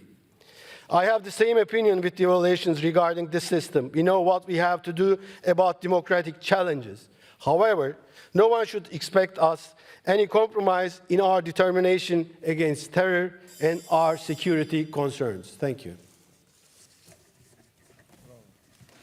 Thank you very much. Next speaker is Mr. Gevorgian. Mr. Chairman, many countries in this Assembly will testify to at least having uneven relations with Turkey. Some of them have had the hope that as a result of the EU accession process, Turkey would begin to live by European rules of the game. But that perspective has probably vanished by now. Turkey has itself rejected this path in order to have its own ambitions of becoming the leader of the Muslim world and of the wider region achieved without any external obligations or commitments. I have previously been a member of two Armenian administrations which have tried to negotiate new relations with Turkey. In all previous cases, despite international support or pressure, at some point Turkey had always put forward the language of preconditions, undermining the entire process. While calling for peace and stability in our region, Turkey has for more than 25 years rejected to open the borders with Armenia. Neither it has ever made a big secret of its political, military, and other forms of support and patronage over the Azerbaijan in the latest military aggressions against Nagorno-Karabakh and Armenia. Turkey and its minor ally, Azerbaijan, aspire to fundamentally change the political map of South Caucasus, build a new architecture of regional security and stability with full-fledged domination of Turkic world and by neutralizing the so-called Armenian issue to the extent possible. At the same time, for many European states, the Turkish factor has become a serious domestic political challenge. These days, we are witnessing a new Armenian-Turkish dialogue, and we must remember, unfair peace is always shaky. There are concerns that such a dialogue will again become a demonstration of dominance by Turkey, where it will redefine a region by assigning its own understanding of roles for each of its nations. Dear colleagues, most recently here in Strasbourg, Turkish Foreign Minister Mevlut Çavuşoğlu for yet another time has made claims to the descendants of the victims of Armenian genocide in Ottoman Empire. He demonstrated a fresh example of anti-Armenian rhetoric, calling upon the Turkish ethnic community in democratic France to stand against French Armenians, people who in the past 100 years had only celebrated and heavily contributed to the development of the entire democratic and free Europe. This is exactly why I want everyone to know that not only in Armenian diaspora, but also in Armenia, the great majority of our people are not ready to trust a neighbor who does not realize what it had done in the past and does not draw reasonable conclusions in its present policies. A neighbor who prefers ethno-religious sentiments and priorities in regional relations. Mr. President, I don't believe that our organization or any European value-based organization should allow Turkey to follow its short-term interests by sacrificing long-term European credibility. Thank you. Thank you very much. Next speaker is Madame Yassar. Merci, Monsieur le Président. Chers collègues, tout d'abord, je voudrais souligner que nous devons éviter de faire pratique de deux poids, deux mesures. Le rapport que nous discussions critique sévèrement Türkiye, mais de l'autre côté, nous sommes témoins de mesures sans fondement légal contre les civils russes en Europe pour raison de l'attaque russe contre l'Ukraine que nous condamnons tous. Par exemple, le chef Valéry Sergiev, congédié par l'Orchestre Philharmonique de Munich, et ses concerts sont annulés en Europe. Quelles que soient les circonstances, nous sommes tous sous l'obligation d'appliquer les lois et suivre les standards du Conseil de l'Europe. Sinon, nous créons des deux poids, deux mesures qui vont nuire aussi l'efficacité de notre Assemblée. Quant à mon point de vue sur le rapport sur la Turquie, tout d'abord, je dois souligner que je ne partage pas le point de vue des rapporteurs sur la Turquie. Deuxièmement, je voudrais exprimer ma déception, notamment en ce qui concerne les critiques dans le cadre de l'indépendance du pouvoir judiciaire et de la mise en œuvre des arrêts de la Cour européenne des droits de l'homme. Dans ce cadre, la première chose que je veux aborder et souligner est que la démocratie, les droits de l'homme et l'état de droit sont les fondements même de la Constitution et de la société turque. L'impartialité et l'indépendance du pouvoir judiciaire sont les principes fortement soulignés dans la Constitution turque. La Constitution garantit l'indépendance et l'impartialité de la Cour constitutionnelle ainsi que des juridictions inférieures et stipule que les décisions de la Cour constitutionnelle s'imposent au pouvoir législatif, exécutif et judiciaire du gouvernement et à toutes les autorités administratives, personnes physiques et morales. En tant que membre fondateur du Conseil de l'Europe, Türkiye est consciente de responsabilités qui accompagnent son appartenance au Conseil, y compris son engagement envers la Convention européenne des droits de l'homme. Enfin, la jurisprudence de la Cour européenne des droits de l'homme est étroitement surveillée et mentionnée dans ses décisions par la Cour constitutionnelle et les plus grands soins et la plus grande attention sont apportés pour assurer que les décisions de la Cour sont compatibles avec elle. Je ne pense pas que le double standard nous conduise à ce qui est juste et raisonnable. Ce rapport semble avoir été inspiré par le titre et non par le contenu de l'œuvre de Schopenhauer, L'art d'avoir toujours raison. Merci pour tout. Thank you. The next speaker is Stefan Schanach.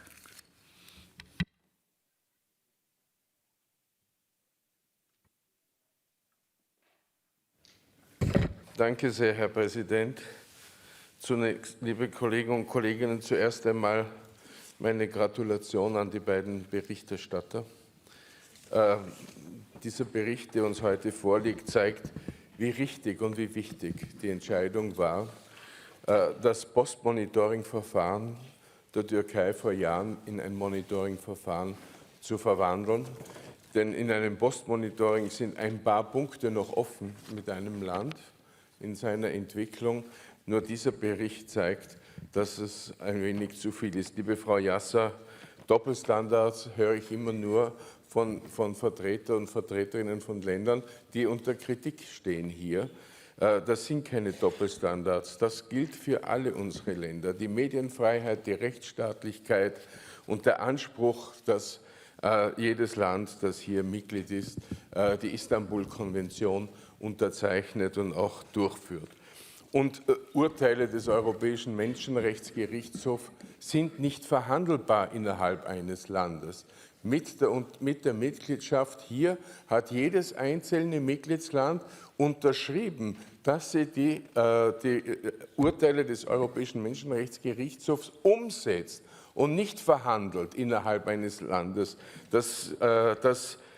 Und deshalb, dass der türkische Verfassungsgerichtshof die Urteile beobachtet, ist schön. Für Kavala bedeutet es, dass er nach wie vor im Gefängnis sitzt. Das Kavala gehört raus. Hier haben wir ganz klare Urteile. Aber auch was Herrn Demirtas betrifft. Ein gewählter Repräsentant einer politischen Partei, noch dazu der Chef dieser Partei, hat in Gefängnissen nichts zu suchen. Das hat schon einmal der Bericht eines unserer beiden Berichterstatter, Boris Cilevic, gehabt über Politiker und Politikerinnen, die in Haft sind.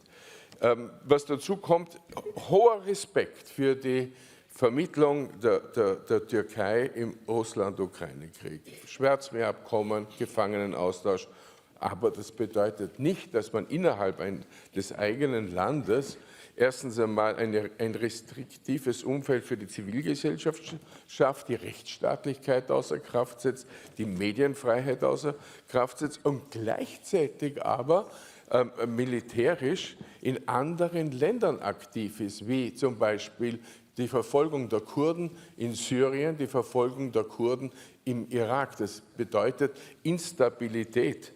Und nicht zuletzt auch die Beteiligung in Aserbaidschan im Krieg gegen Armenien, beziehungsweise dass man auch in anderen Ländern, wie gerade zuletzt bei der Wahl in Bosnien, Einfluss nimmt.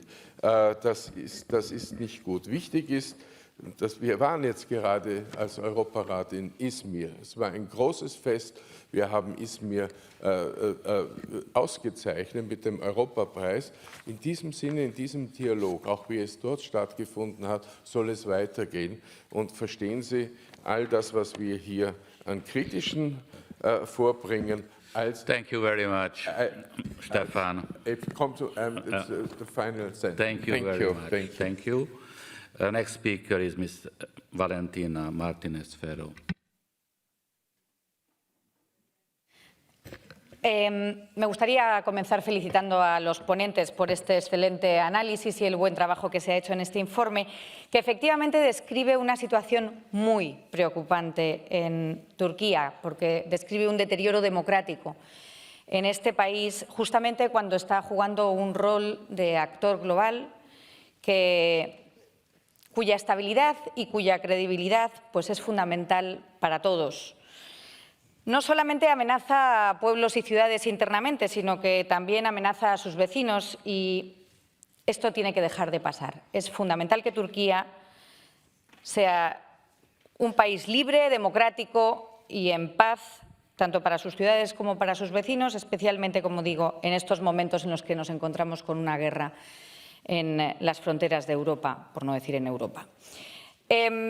Dentro del informe creo que es importante, para que estos avances se den, insistir en la importancia de garantizar unas elecciones libres y justas, junto también con la libertad de expresión.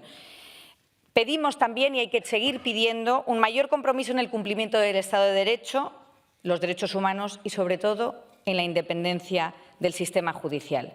Es especialmente preocupante, efectivamente, su salida del Convenio de Estambul en la situación de la mujer. Y, por último, creo que también es importante que nosotros, como Asamblea, como Consejo de Europa, nos comprometamos con esto. Tenemos una responsabilidad también nosotros. Necesitamos ser un referente para todos aquellos que dentro de Turquía y de tantos otros países luchan por la democracia, apoyándoles y realizando informes como estos que sean suficientemente inquisitivos como para movilizar y dar un respaldo al pueblo turco, que también se dice en el informe, es la parte que tiene esperanza, tiene un compromiso con la democracia y con la libertad, así que tengamos nosotros el nuestro y cumplámoslo. Muchas gracias. Thank you, Mrs. Martinez Ferro. Next speaker is Mr. Lux.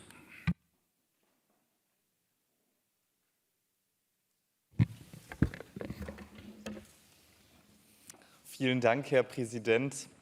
Meine Damen und Herren, liebe Kolleginnen und Kollegen, ich muss sagen, wenn ich so die Debatte hier verfolge, dann habe ich ein anderes Verständnis von dieser Organisation, als das viele andere Kolleginnen und Kollegen haben. Meine Generation hat natürlich diesen Europarat geerbt und ich glaube, eine fundamentale Einsicht dieser Organisation ist doch, dass der Nationalstaat alleine nicht einfach für sich selbst Menschenrechte und Demokratie und Freiheit verteidigen kann, sondern dass es dafür einen Staatenverbund als Wächter braucht, einen Staatenverbund, der hinschaut, der durch unsere Arbeit lebendig und aktiv bleibt und auch als Abgeordneter, der in Deutschland die Regierung stützt, leite ich daraus den Auftrag ab, meine nationale Regierung in Deutschland zu kritisieren, wenn ECRI sagt, dass es Racial Profiling durch die Polizei gibt oder wenn der Europarat feststellt, dass die Istanbul-Konvention nicht angemessen umgesetzt wird. Und deshalb würde ich gerne meine KollegInnen aus der Türkei, die die Regierung stützen, fragen, was tun Sie eigentlich dafür, dass Osman Kavala, der zu Unrecht in Haft sitzt, wie es unser Gerichtshof festgestellt hat, was tun Sie eigentlich dafür, um für die Freilassung von Osman Kavala einzustehen? Was tun Sie dafür, um gegen das Verbotsverfahren gegen die HDP aufzustehen, was nichts anderes als eine Farce ist und was unser Europarat klar verurteilt hat?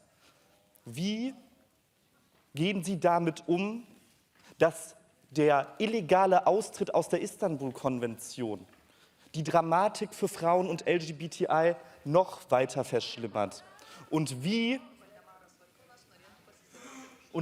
können Sie bitte hinnehmen, dass Frau Kaftanoglu ein Politikverbot bekommen hat, nur weil sie es geschafft hat, eine Wahlkampagne in Istanbul zu konzipieren, die die Macht der AKP gebrochen hat? Wenn ich ganz ehrlich bin, dann schmerzt es mich, diese Fragen zu stellen. Es schmerzt mich, weil der Wahlkreis, den ich im deutschen Parlament vertrete, einer mit einer großen türkischen Gemeinschaft ist. Und diese Vielfalt eine Bereicherung unseres Zusammenlebens ist. Es schmerzt mich, weil die Türkei nicht einfach neben Europa liegt, sondern weil sie ein bereichernder Teil Europas ist, weil sie länger Mitglied des Europarates ist als Deutschland oder Spanien und weil sie anderen Ländern auf den Weg der Zivilisation geholfen hat. Und es macht doch keinem in diesem Raum Freude, an einem so ehrwürdigen Mitglied des Europarates Kritik zu üben. Aber wenn wir Menschenrechte auf unserem Kontinent verteidigen wollen, dann dürfen wir nicht wegschauen. Dann dürfen wir nicht wegschauen vor KollegInnen der türkischen Nationalversammlung, die im Gefängnis sitzen. Dann dürfen wir nicht wegschauen vor diesem neuen Mediengesetz, was die Freiheit noch mehr einschränken wird. Bitte kommen Sie zurück. Bitte kommen Sie zurück unter das Dach der europäischen Menschenrechte und lassen Sie uns gemeinsam eine freie und friedliche Zukunft für alle Menschen in Europa bauen. Next speaker is Mr. Chatzivassiliou. Thank you, Mr. President. Yunan bir millet kiliyim ama Türkiye'nin eski ve gelecek bir dost gibi konuşacağım. Dear colleagues, I will speak as an old and true friend of Turkey. 5 years after our assembly decided to put her under monitoring procedure, the country still faces serious problems, and I feel really sad about this. Today's government, after initially passing some liberalizing reforms, it showed contempt for political rights and civil liberties and has pursued a crackdown on its opponents. The 2017 constitutional changes have removed key checks and balances. Turkey remains a challenging place to exercise one's right to free expression. In 2019, the country was the world's worst jailer of journalists. And at the same time, institutions like the justice or the parliament are increasingly controlled by the executive power. Above all, Turkey's withdrawal from the Istanbul Convention deprives women and girls of the benefits of a comprehensive legal framework to protect them from all forms of violence. Moreover, the infringement process following Turkey's failure to implement the Osman Kavala judgment complicates the whole situation. Dear colleagues, as neighbors, we would like a modern and democratic Turkey, which abides by our councils and courts' rulings and respects, of course, good neighborly relations. And what is the reality today? We witness severe provocations and unprecedented threats against Greece's sovereignty, and especially against our islands. And the same applies to its stance against Cyprus. Revisionism is a danger for regional stability, and I urge you all to see a map and check the limits of the illegal agreement on maritime zones they signed with Libya. So we reject threats, but we welcome dialogue. We insist in peace. Therefore, our assembly today remains at the disposal of Ankara to pursue constructive dialogue for the protection of democracy, the rule of law, and of course, human rights above all. We would like to work together with our Turkish colleagues to work on the basis of this text conception. So, for the sake of people of Turkey, reforms that will restore the full independence of the judiciary and democratic checks and balances, according to the Venice Commission, are necessary. There is no member state where prosecutors sometimes act as government agents. Therefore, we invite our Turkish friends to spare no effort in strengthening democratic institutions, especially vis-à-vis the coming elections. And of course, to understand that nobody should copy Putin's revisionism. Turkey is an important member of our Council, and we consider her to be so. We want her to be a strong democracy for the benefit of all. Thank you. Thank you very much. Next speaker is Sir Edward Lee.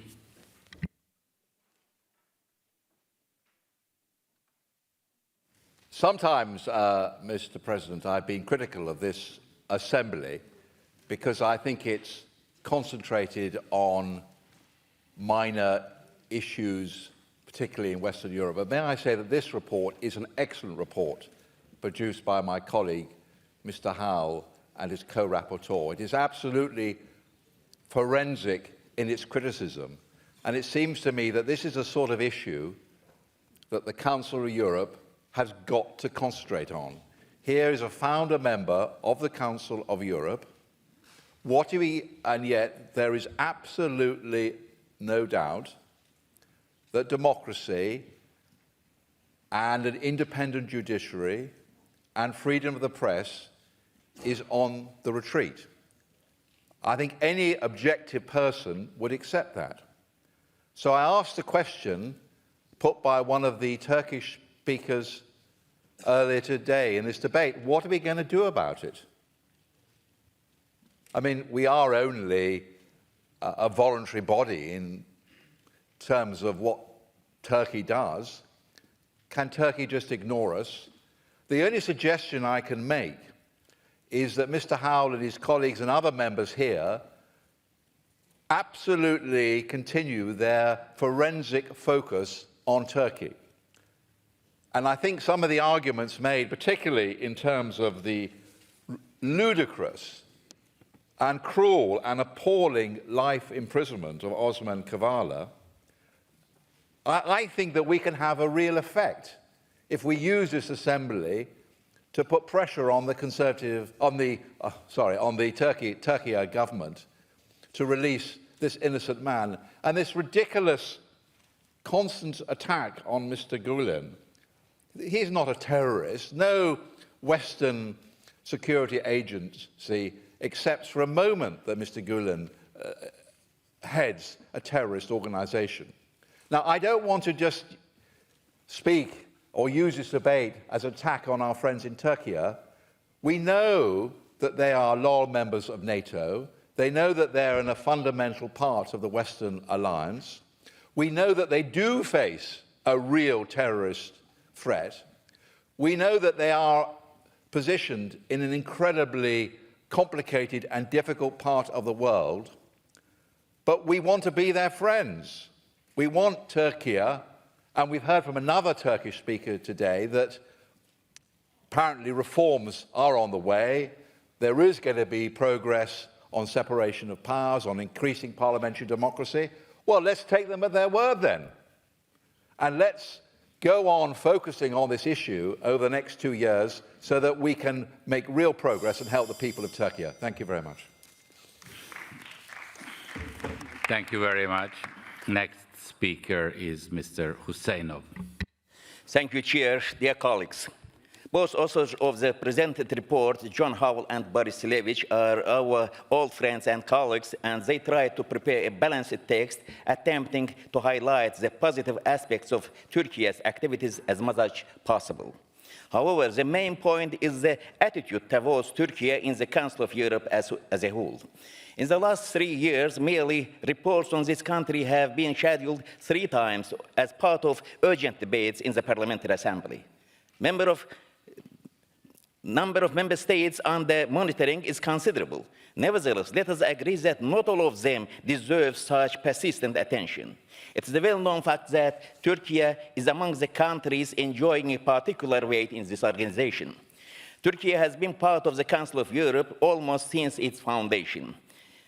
And, of course, its merits are invaluable both in the history of the Council of Europe and in the development of democratic processes in Eurasia. In world politics, Turkey has in a number of cases assumed the burden of a regulator, and it is also clear that quite recently some tense problems related to Ukraine were resolved through Turkey's mediation. The report rightly highlights these merits of Turkey. Dear friends, there have always been foreign influences trying to weaken Turkey from within and the forces under their control inside the country. If Turkey had not waged consistent and resolute struggle against the forces trying to undermine its statehood, its enemies would have got what they wanted. to interpret in a different way your fight against those who want to harm your state, calling for great tolerance, signifies patronizing these opposition forces under the guise of democracy. It is enough not to be naive to understand the political background of such approach. Turkey has been facing terrorism for many years. In fact, the terrorism that Turkey faces is directed against all of us. Because if terrorism without a homeland and citizenship is not prevented in the most decisive way, it is always expected that this scourge will soon spread to other countries. So what has the world done for Turkey, which also serves as armor against terrorism for all of us? Which kind of assistance did the world and Europe render to Turkey in combating this common evil, and what decisive steps were taken? There are no indicators to brag about. At the same time, there is sufficient activity in giving recommendations and instructions on a softer and fair attitude towards terrorism and terrorists. As a member state, Turkey has obligations and commitments to the Council of Europe and strives to honor them consistently. However, the Council of Europe also has obligations and commitments towards member states. For this reason, we, Council of Europe, should always be beside democratic Turkey. Thank you very much, Mr. Husseinov. And our next speaker is Mr. Yildiz. You have the floor. Thank you, Mr. Chairman. I also join previous speakers in thanking most to the rapporteurs, myself as chair of Turkish delegation, and whole members of our delegation, and whole Turkish institutions tried their best to cooperate with the rapporteurs and facilitate their jobs. So did the Turkish civil society. But unfortunately, we had to put a dissenting opinion on the report and some amendments due to following reasons. First, now in this debate also the issue of elections came to the forefront. I don't think these concerns over the elections are valid. Till now, Turkey is one of the best record in implementing fair elections in the world, in conducting elections in the world. In terms of pre-electoral campaigns and conduct of the elections in the election day, counting, and later handling the objections, handling the litigations. Till now, nobody, including the main parties in the parliament, never questioned the credibility, integrity of Turkish electoral conduct. I am sure also that some of this concern may emanate from this law in the parliament, draft law about this information, but no specific case, no specific law can manipulate Turkish voters. The turnout till now is average 80%, sometimes more. You can see that in the composition of the parliament, in the composition of the mayors, in the composition of local authorities. Secondly, on the implementation of the European Court of Human Rights, Turkey never ignored that. When you check the record, Turkey is among the best in ratio, in numbers, in implementing the court verdicts. But unfortunately, Committee of Ministers focus on specific cases. I questioned this several times in the debates within our organization. I asked this question to Secretary General, to President of the Assembly. Many countries are far behind Turkey in implementing the court verdicts. It's very important decisions affecting many big communities and fundamental rights for decades. But Committee of Ministers only focus on Turkey.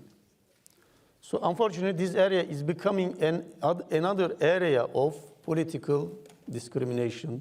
Maybe in the future, our Assembly should take this into consideration in view of the Council of Committee of Ministers. Thirdly, we think that our conditions, Turkish conditions on and sufferings on fighting terrorism is not addressed yet in the report. So I still believe if our amendments were taken into consideration in the committee, it would be a better report. Most of the amendments were about judicial things, not to call the courts to drop some charges to release someone. I think it was in line with our rules. Thirdly, finally, I should say, Mr. Chairman, dear colleagues, yesterday, many racist voices surfaced in this body during the deliberation of the report on Islamophobia. Monitoring is okay to end the monitoring process for a better record, but these deliberations were in the scope of European Commission for against racism and intolerance that I think in the next sessions it will not be allowed by the President of the Assembly, by the Chair of the sessions. Thank you. Thank you, dear colleagues. I have been flexible because we heard the head of the Turkish delegation. Otherwise, I would like to ask all of you to keep to the 3 minutes. Now, our next speaker is Mr. Fournier. Monsieur le Président, mes chers collègues, je souhaite tout d'abord remercier nos collègues John Webb et Boris Silvich pour leur rapport qui montre que de nombreuses difficultés persistent en Turquie. Je voudrais revenir sur 2 points en particulier, la mise en œuvre des arrêts de la Cour européenne des droits de l'homme et les élections présidentielles et législatives de 2023. Tout d'abord, en tant qu'État membre du Conseil de l'Europe, la Turquie a l'obligation d'appliquer les arrêts de la Cour européenne des droits de l'homme. Or, force est de constater que dans le cas d'Osman Kavala, la Turquie ne respecte pas ses obligations. Elle prétend aujourd'hui que l'arrêt de la Cour du 10 décembre 2019 appelant à la libération de M. Kavala a été mis en œuvre en février 2020 et que si M. Kavala est aujourd'hui en détention, c'est pour d'autres faits pour lesquels la justice turque l'a condamné à la prison à vie. Pourtant, le 11 juillet dernier, la Cour a rendu un 2e arrêt appelant de nouveau à la libération de M. Kavala. En outre, le comité des ministres avait, dès le 2 février 2022, décidé d'engager un recours en manquement contre la Turquie. Il s'agit là d'un fait exceptionnel, dans la mesure où ce n'est que la 2e fois que le comité des ministres entame une telle procédure, ce qui illustre le caractère préoccupant de la situation. J'appelle donc solennellement la Turquie à revoir sa position. Concernant les élections présidentielles et législatives de 2023, je m'inquiète des conditions dans lesquelles celles-ci seront tenues. Si l'on peut se féliciter de l'abaissement du seuil de 10 à 7% pour pouvoir être représenté au sein de la Grande Assemblée nationale turque, la Commission de Venise s'est inquiétée d'autres amendements concernant notamment les critères exigés des partis politiques pour se présenter aux élections ou encore la composition des commissions électorales au niveau des districts et provinces. De plus, les procédures en cours contre les membres des partis d'opposition ne sont pas de nature à garantir la pluralité des débats. En effet, une procédure est en cours pour tenter de dissoudre le Parti démocratique des peuples, le HDP, qui est le 3e parti le plus représenté au Parlement. 451 responsables politiques de ce parti sont ainsi menacés de ne plus pouvoir participer à la vie politique. Enfin, une interprétation excessive des délits tels que le dénigrement de la nation turque ou l'injure envers les représentants du pouvoir ne permettent pas de garantir la liberté d'expression. La Turquie doit collaborer de bonne foi avec le Conseil d'Europe pour garantir des élections équitables et pluralistes. Je vous remercie. Thank you. The next speaker is Mrs. Uka. Vielen Dank, Herr Präsident, verehrte Kollegen. Ich möchte mich auch bei den Berichterstattern für den wichtigen Bericht bedanken. Als Mitglied der drittstärksten Fraktion im türkischen Parlament, der HDP, wo ich gewählt bin und heute als Abgeordnete hier bin, muss ich hier, die Berichterstatter haben versucht, das Bild der Türkei hier aufzuzeichnen. die politischen Entwicklungen im Land, die es hier gegeben hat, zu kritisieren. Aber meiner Meinung nach muss ich eine Kritik auch an die Sprache, die wir hier im Rat abhalten, die eine sehr softe Sprachauswahl hat und nicht kritisch genug ist gegenüber der politischen Entwicklung in der Türkei. Das sehen wir in allen Gremien der Europäischen Union, dass die Sprache sich massiv geändert hat. Vielleicht das als ersten Ansatzpunkt, den ich hier mitgeben möchte. Natürlich ist der Bericht ganz wichtig, was die Rechtsstaatlichkeit oder die Vollstreckung der Beschlüsse der Europäischen Gerichtshofes für Menschenrechte gegeben ist, im Falle Osman Kavala oder Demirtas. Aber in der jetzigen politischen Situation sprechen wir von einer Regierung,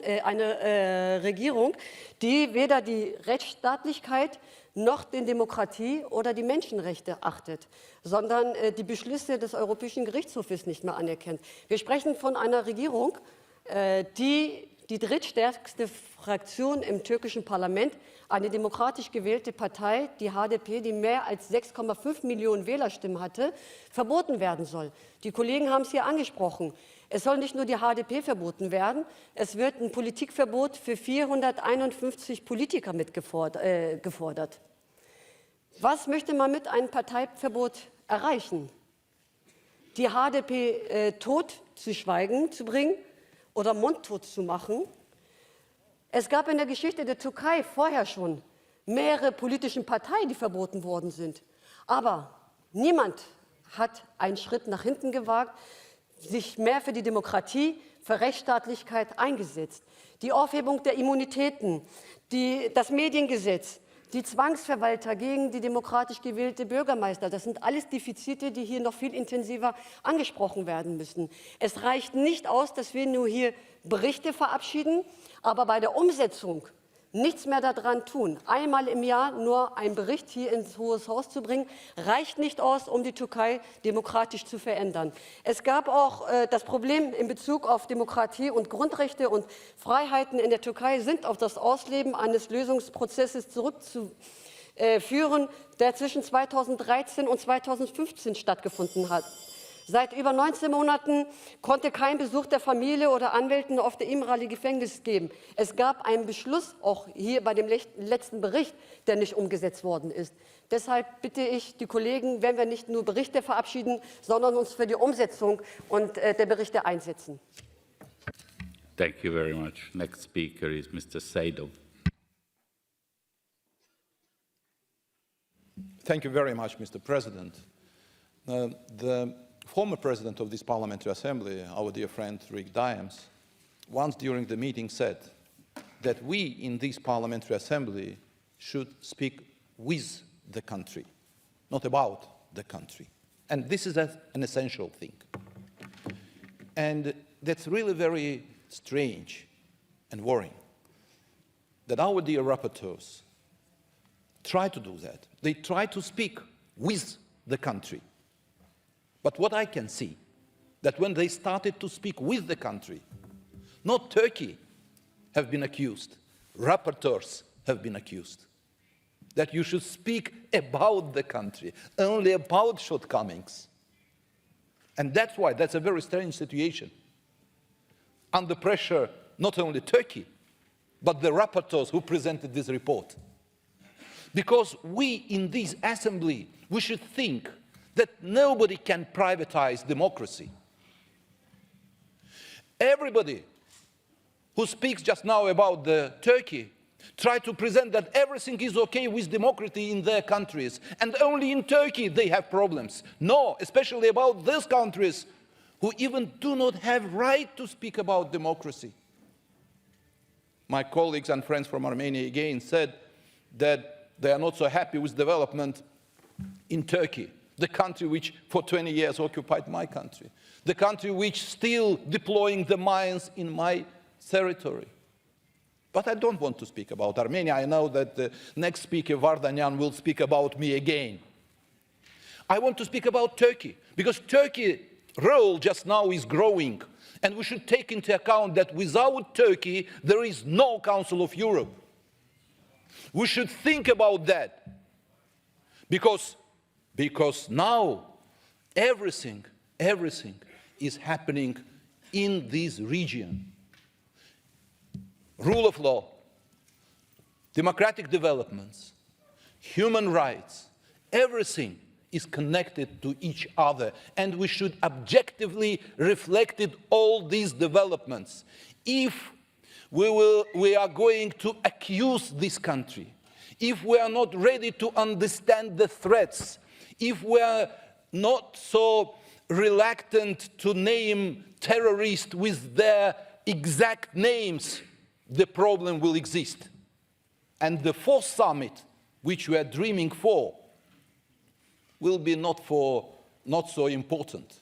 But if we are able to accept the role, the influence, and the problems of Turkey, the Assembly, I think, will be able to present the real democracy. Thank you. Thank you. And it was announced by Mr. Saitov. Next speaker is Mr. Vardanyan.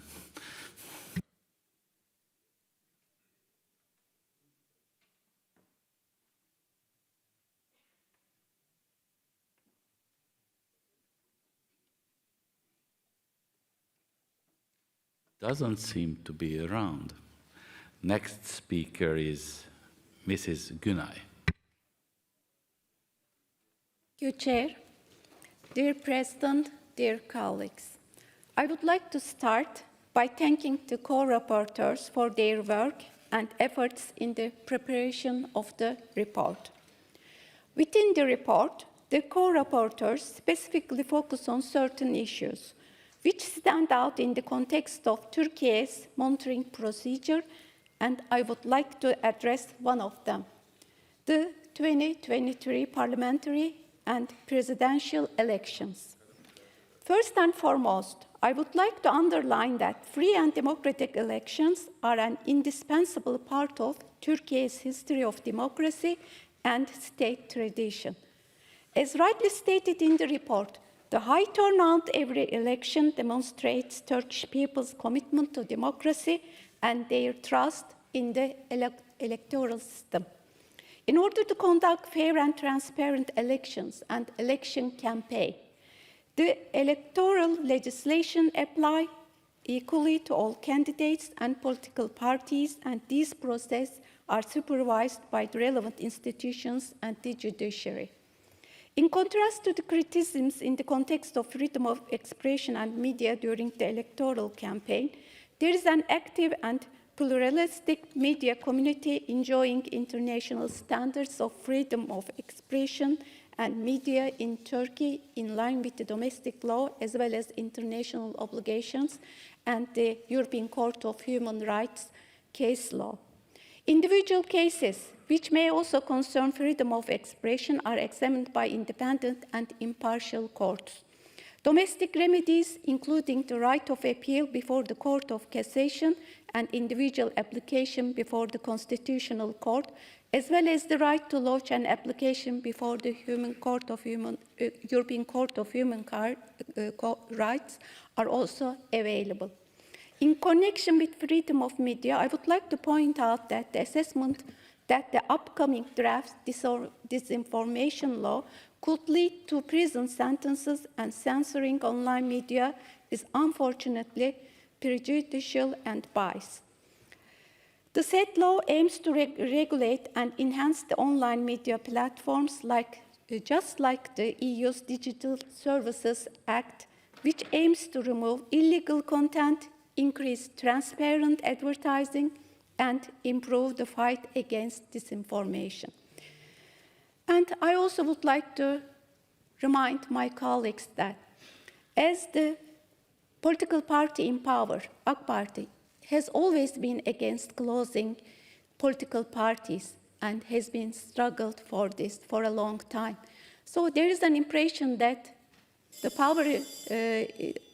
political party in power is trying to close HDP or any party. So it is not a fair approach. Finally, it should not be forgotten that the legislation and international obligations ensure that the will of Turkish peoples is reflected in the ballot box in the most accurate way. As it has been in the past elections, fulfilling this requirement will be priority of Turkey in the elections to be held 2023. Thank you very much. Thank you very much, Mrs. Gunay. Unfortunately, dear colleagues, we have to interrupt the list of speakers after the last speaker, who is going to be Mr. Tornaritis. Thank you, Mr. Chairman. First of all, allow me to thank the co-rapporteurs for their comprehensive work, report. Dear colleagues, President Erdogan has led Turkey even further away from our shared democratic values and principles. Worrisome developments have seriously weakened the system of checks and balances, created a democratic deficit, and eliminated the functioning of independent institutions. Turkey is rapidly moving towards authoritarianism by manipulating national court decisions and ignoring the full implementation of international court judgments. Turkish citizens are the first to suffer. Thousands, including Demirtas and Kavala, are detained with no right to a fair trial and in complete disregard to the pertinent decisions of the European Court of Human Rights. Turkey also continues to ignore its obligations arising from treaties, resolutions, and conventions, and refuses to join sanctions against Russia. President Erdogan's foreign policy agenda is based on revisionism and expansionism and aimed at regional domination. Turkey has abandoned efforts to resolve the Cyprus problem under the auspices of the UN and is instead pursuing a two-state solution while reinforcing its military presence in the occupied part of Cyprus. It continues with provocative statements and actions to dispute and threaten Cyprus and Greece's sovereignty in land and sea, which also constitutes territory of the European Union. Mr. President, if the international community continues to tolerate Turkey's aggressive stance, there is no room for optimism. Dear colleagues, we need to take action against Turkey now. Thank you very much. Dear colleagues, the speeches of members on the speakers list who have been present during the debate but have not been able to speak may be given to the table office for publication in the official report. I remind colleagues that typewritten text can be submitted electronically if possible, no later than 4 hours after the list of speakers is interrupted. I now call on Mr. Cilevich and Mr. Howell, co-rapporteurs, to reply. You have 5 minutes in total.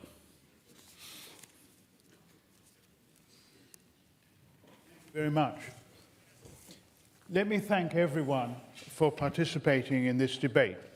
The contributions have been very interesting, both for Boris and myself to hear. I agree with what one speaker said, that this report is not enough. I said right at the beginning that this was a mid-term review of developments in Turkey. It is not the final report. And admittedly, I am committing Boris to something that he may not wish to do. But our intention is to go back to Turkey, to keep our attention on the matter and continue to pursue these issues. And we urgently ask the Turkish government to work with us in being able to take these issues forward. One of the speakers mentioned that monitoring was not about speaking about a country, but speaking with a country. And I think that that is very important indeed. And we need to bear in mind at the beginning that what monitoring is not about is about two individuals from this organization going, as it were, with a big stick to beat a government up. It's about us going and having discussions with government, about being able, through those discussions, to achieve progress in getting resolution on a number of the issues that we have set out in our report today. There are certain things that we cannot take into account. We cannot prejudge the course of the next election. But what we have done is to work closely with the Turkish authorities, and I would repeat my thanks to Mr. Yildiz and the delegation of Turkey here in this assembly in working with us to be able to present the results of this work. Thank you. Thank you, Mr. Howell. Now I give the floor to Mr. Silovic. Boris, you have the floor. Thank you, President. Since this is my last intervention in this assembly, I can be completely open and candid. I fully join what Mr. Howell said about cooperation, with very good cooperation with Turkish representatives. The debates were sometimes very heated. We often disagreed, but they were open, constructive, and this is very important. So, Mr. Yildiz, but I can't accept your criticism. Yes, the report is very critical, but not because of some prejudice or intention to discriminate Turkey or whatever. Exactly the opposite, because we realize the potential of Turkey. We realize how important Turkey is for the Council of Europe and for Europe, for the entire Europe. So you have a responsibility not only vis-à-vis your voters, but vis-à-vis the whole Europe. We are all in the same boat, and you have one of the biggest paddles. And we have agreed about the direction where we move. If we don't, our boat will sink. And we are really convinced that this direction is direction to democracy, human rights, rule of law, respect to judgments of the European Court of Human Rights. Yes, you are completely right. Turkey has executed many judgments, more than most of other member states, but even one innocent person in prison is too many. And now we have much more than one. And this is our common problem, and I sincerely hope that we will find this common direction, and such an important member state and European state as Turkey will contribute decently into further development of human rights and rule of law in Europe. So, and the last thing I would like to say is to express gratitude to our excellent secretariat and Sylvia Holder. Indeed, it was an immense help and support. And thank you all colleagues for all these years I spent with you and learned a lot with you. So I wish you good luck. And please keep fighting for human rights and democracy. Thank you.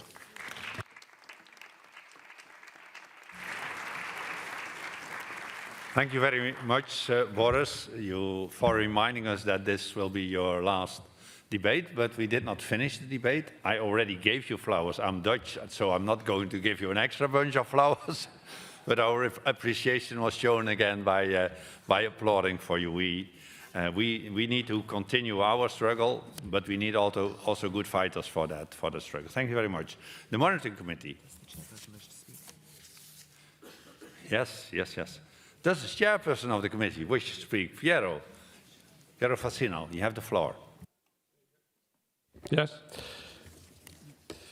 Oui, Monsieur le Président, merci pour Je pense qu'il faut remercier vraiment M. Cilevics et M. Howell pour le travail qu'ils ont réalisé dans ces années, avec grande attention à tous les aspects de la situation en Turquie. Comme ont déjà dit nos rapporteurs, nous ne sommes pas un tribunal,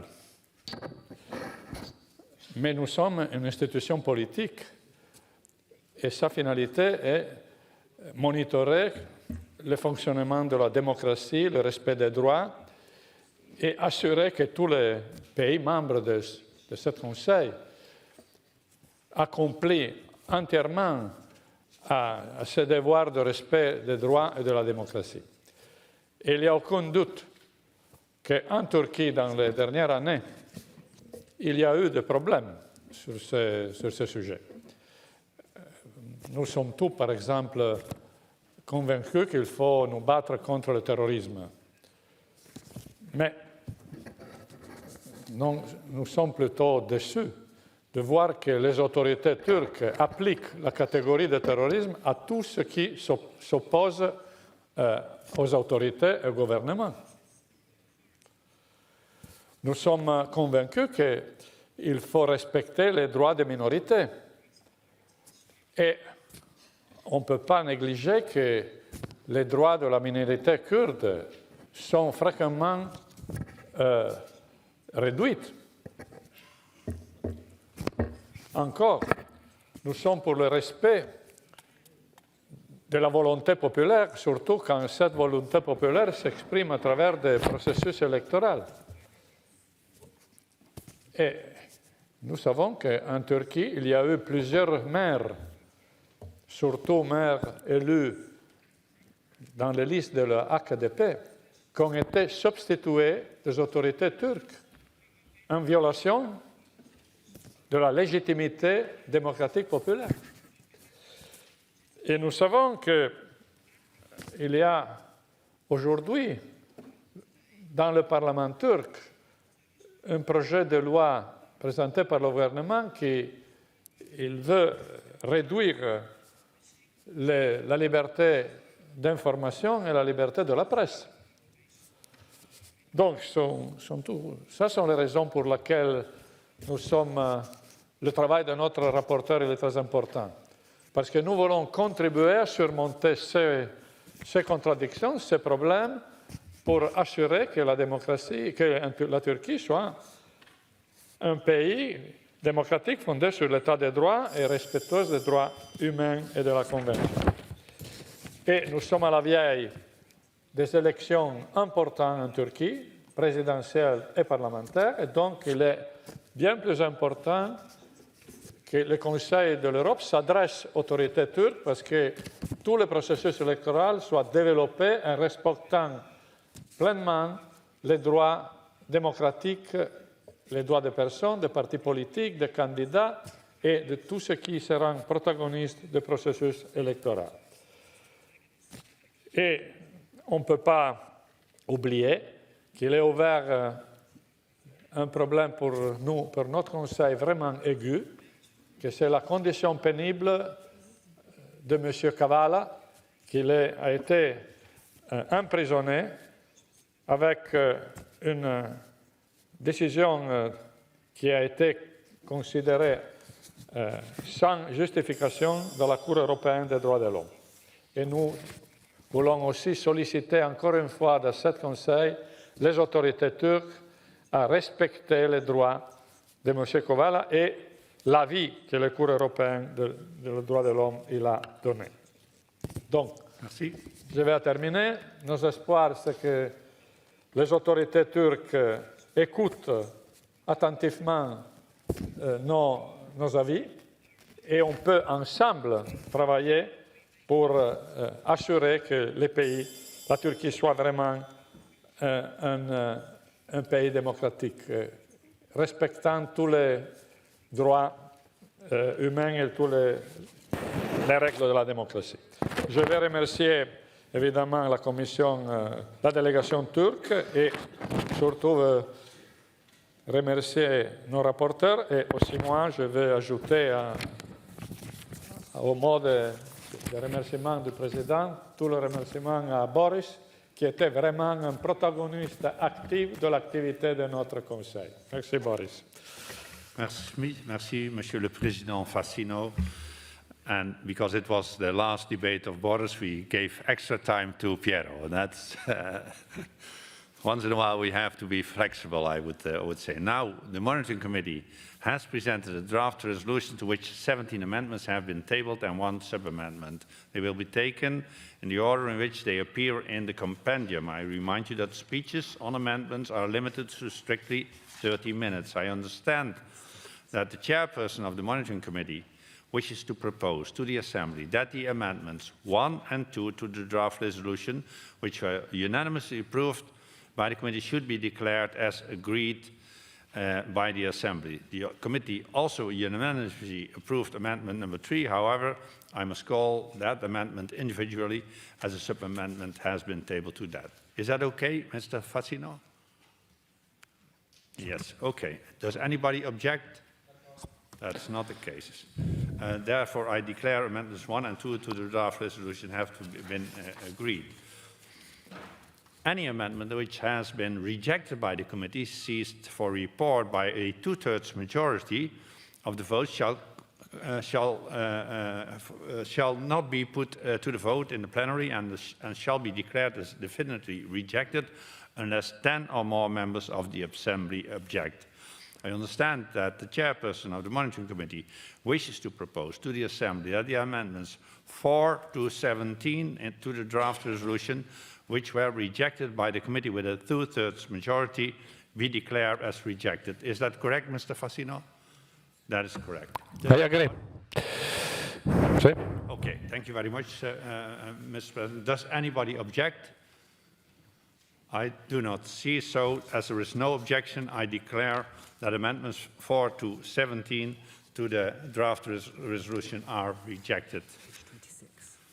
And that means that I now go to page 26. Thank you very much. I'm looking to the head of the Turkish delegation for his cooperation. That takes a lot of, saves a lot of time, Ahmed. We are on page 26. I call on the rapporteur to support amendment number 3 on behalf of the Monitoring Committee. You have 30 seconds. John. That is clear. Then the rapporteur supports amendment number 3. Then I call on Mr. Yildiz to support sub-amendment number 1. You have the floor, Ahmed.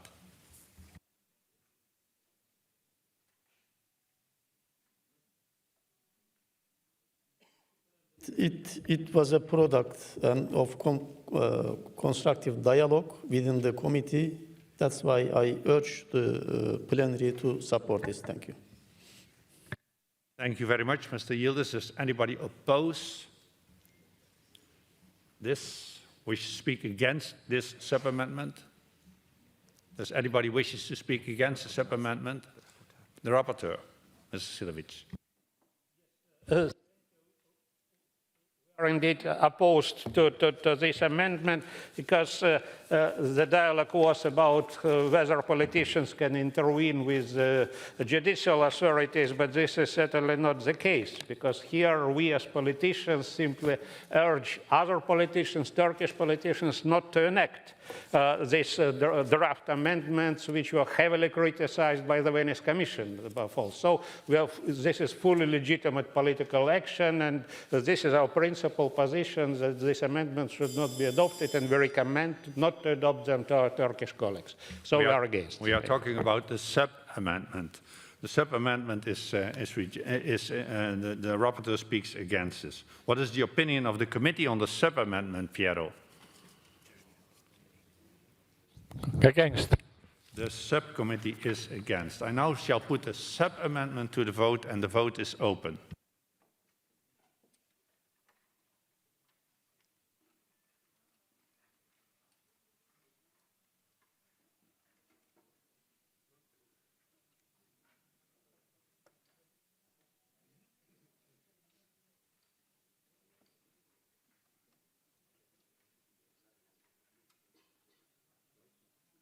The vote is closed. I call for the results to be displayed.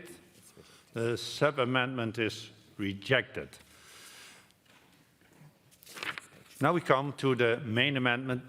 Does anybody wish to speak against the amendment? I do not see any. The committee is obviously in favor. The vote is open on amendment number 3.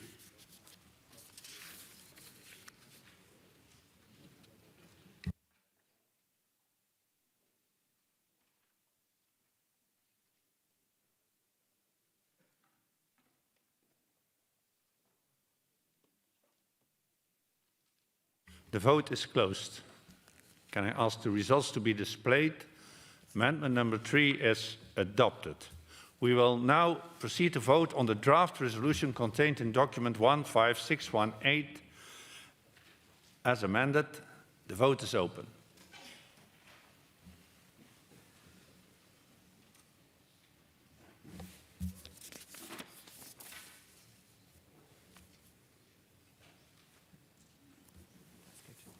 The vote is closed.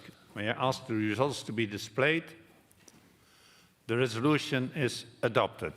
May I congratulate the rapporteurs. May I thank the Assembly for this heavy but most relevant and dignified debate. The Assembly will hold its next public sitting this afternoon at 3:30 p.m. with the agenda which was approved on Monday morning, and as said, the afternoon session will continue to 20:30. The sitting is adjourned.